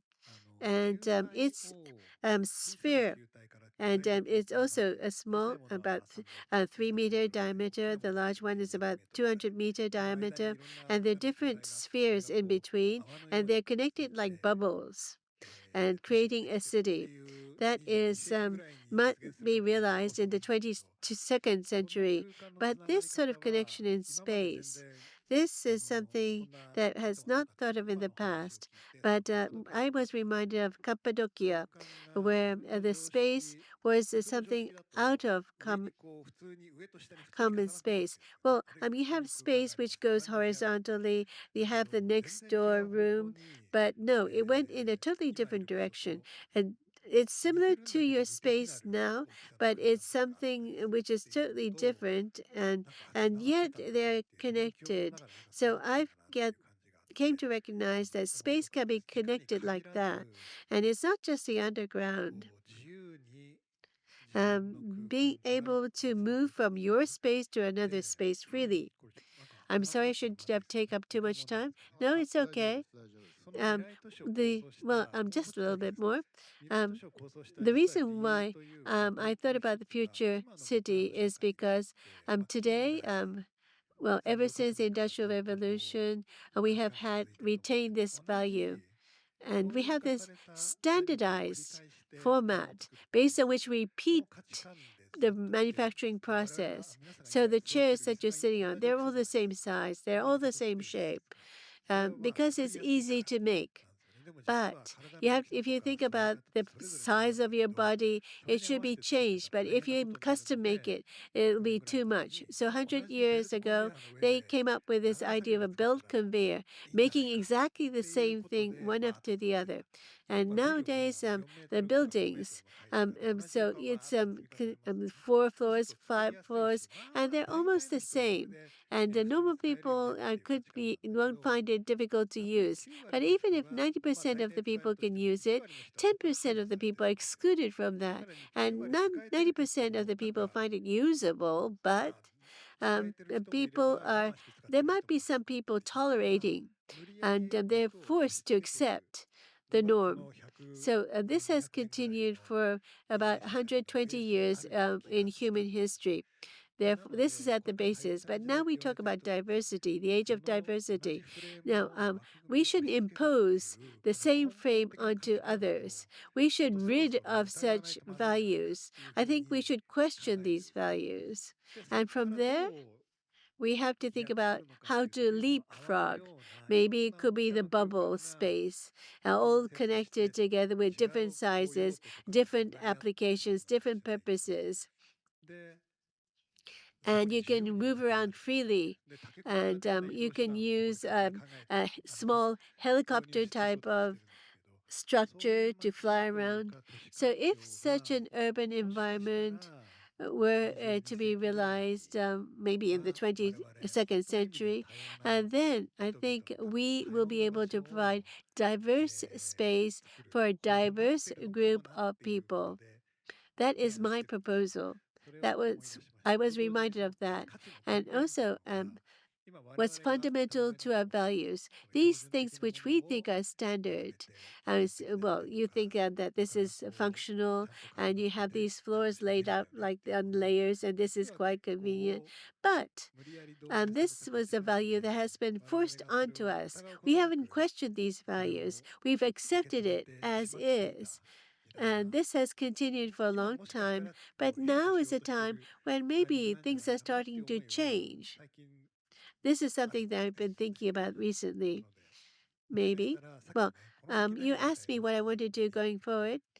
Well, if there were to be such a major transformation, then I would like to endorse this transformation. I want to be a small force to endorse this and hope to pose questions to make that happen. Well, listening to Mr. Fujimoto, I was thinking gravity force. Well, humans cannot resist gravity, and we've evolved with gravity force. But it might be that there might be a timing where we can resist and go against gravity if people start to live on Mars or the moon. And in the world of digital, it's weightless. There is no gravity. As a concept, we shouldn't be bound by gravity. And if in 2 years' time people go to the moon and start to live there, well, it's not the ISS orbiting around the moon, but people living on the moon would change things because in the history of humankind, it'll be a huge change. So we might be living in such an age. And yes, this is something that I find very great interest in as a person who's worked for a science museum. So my name is Pino Haye, and I moved to Japan 1.5 years ago. One of my favorite architects, Sou Fujimoto, was one of these reasons. And so I really like the architecture from the very small scale buildings, like in Koenji, this house with many staircases, because everybody can joyfully imagine to live there and say, oh, this is great. Maybe I lose a little bit of weight. And then today I was thinking that all the examples that we talk about today, they are so huge that I am not an actor in those places, but I'm always observer. And then we were talking about saving people or maybe make some small star, but also meaning selected individuals. But I'm just wondering whether maybe there's a question of scale. At what scale can it still be participatory and create a kind of cohesive society that goes away when we just always ask for this, like, at what point does it switch from actor to observer? And is that not a consideration that we should have? And I would really like to hear all of your ideas about that. Yes, what I said. What you said was about scale, small scale, and you feel like you can be an actor, but when it comes to larger scale, so you're an observer, so there's a gap. The larger the building is or the structure is, everyone cannot really be an actor and they cannot really involve themselves, and it's going to be a waste, I think. And I think because it's large, it loses human scale. No, I don't think so. And because we have big things in human scale and there is a scale in between, always they can be connected. And if they can be connected successfully, it brings new experience, it brings new surprise. For example, the ring, the diameter is 700 meters and 2 kilometers in circumference. It's huge. And as I mentioned before, you can see the people, very, very small people behind the other side of the ring. This is a touching moment. And these smaller people are with you in the same place. So, but this is like a big amphitheater, outdoor theater. So, as an actor, you can watch it. You can watch the people behind the ring, and they are watching you as an actor as well. So, with very different scales, human beings can have new experiences. So, art, performance, and architecture, that is a very, very interesting challenge for all of them, especially in Tokyo. This is a mega city. Even so, this is a very human city. So, human aspects are entangled in Tokyo. So, Tokyo is a very interesting model. It could be. And then, when we develop something new in Tokyo, and it's not only to imitate something, you can get inspiration from Tokyo. So, human and huge scale, comfortable, but it's like a cathedral. That's something unique. You can experience this overwhelming emotion there. So, this multi layered scale experience, I think it's possible for us to create it. And that's the hope for the future development, I believe. Yes, thank you very much. Yes, as I listen to the question and what Mr. Fujimoto says, well, loneliness or isolation in a big city.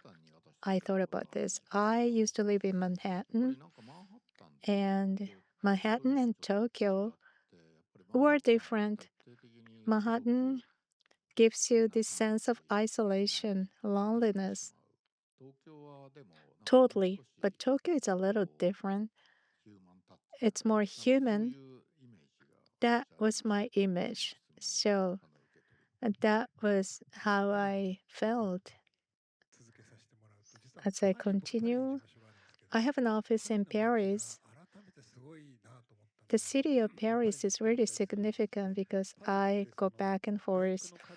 Well, Paris, well, you usually find a small cafe, this human scale cafe, small table, and people are crowded, and a lot of people are drinking tea together. And it's so human at the corner of the town, and there are alleys. And after alleys, there's a huge street, and you can see the opera and the gate. So, well, first, the scale is very small. The cup of coffee espresso is so small, tiny, and people are crowding over there. And then it gradually goes bigger and bigger street, and they are resonating with each other. I think that is wonderful. Tokyo is a little bit different. Tokyo doesn't still have large scale significance. We have like Shibuya, Harajuku, Shinjuku. Those are kind of villages, but they are separate from each other. We didn't create anything to connect all of them. So I was being conscious about Paris. Well, when I designed this expo, and because this is expo, it's going to be a mixture of so many things.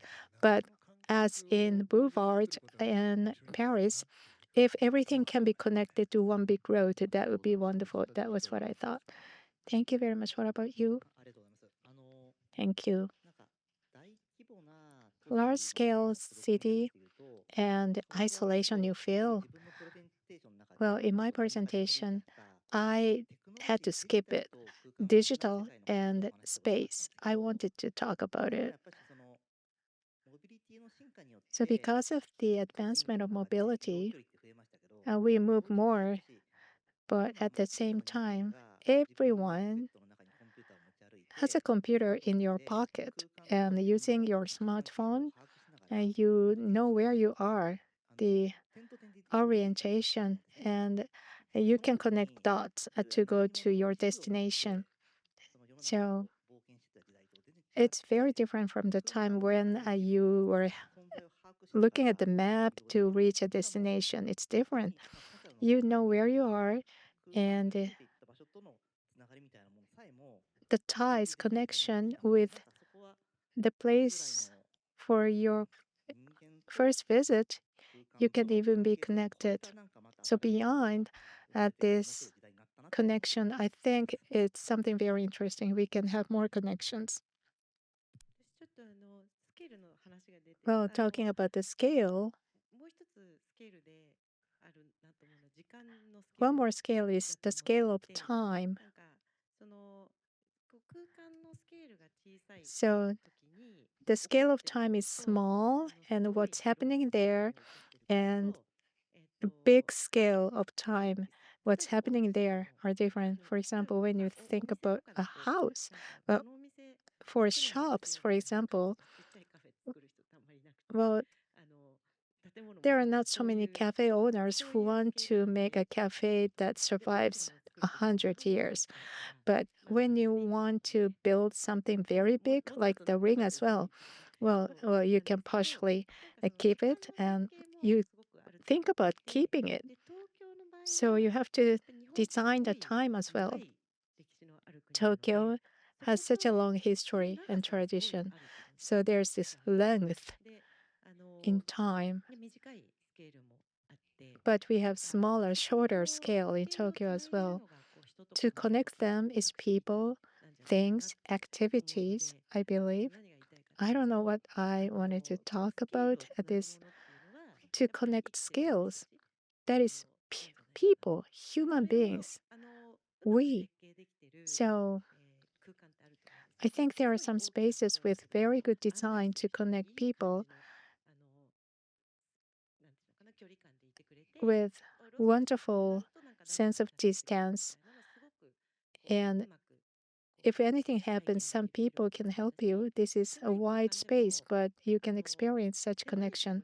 Even if the space is very small, there are not so many people. For example, in a small bar, sometimes you are not expected to speak up. You have to keep silence. Well, so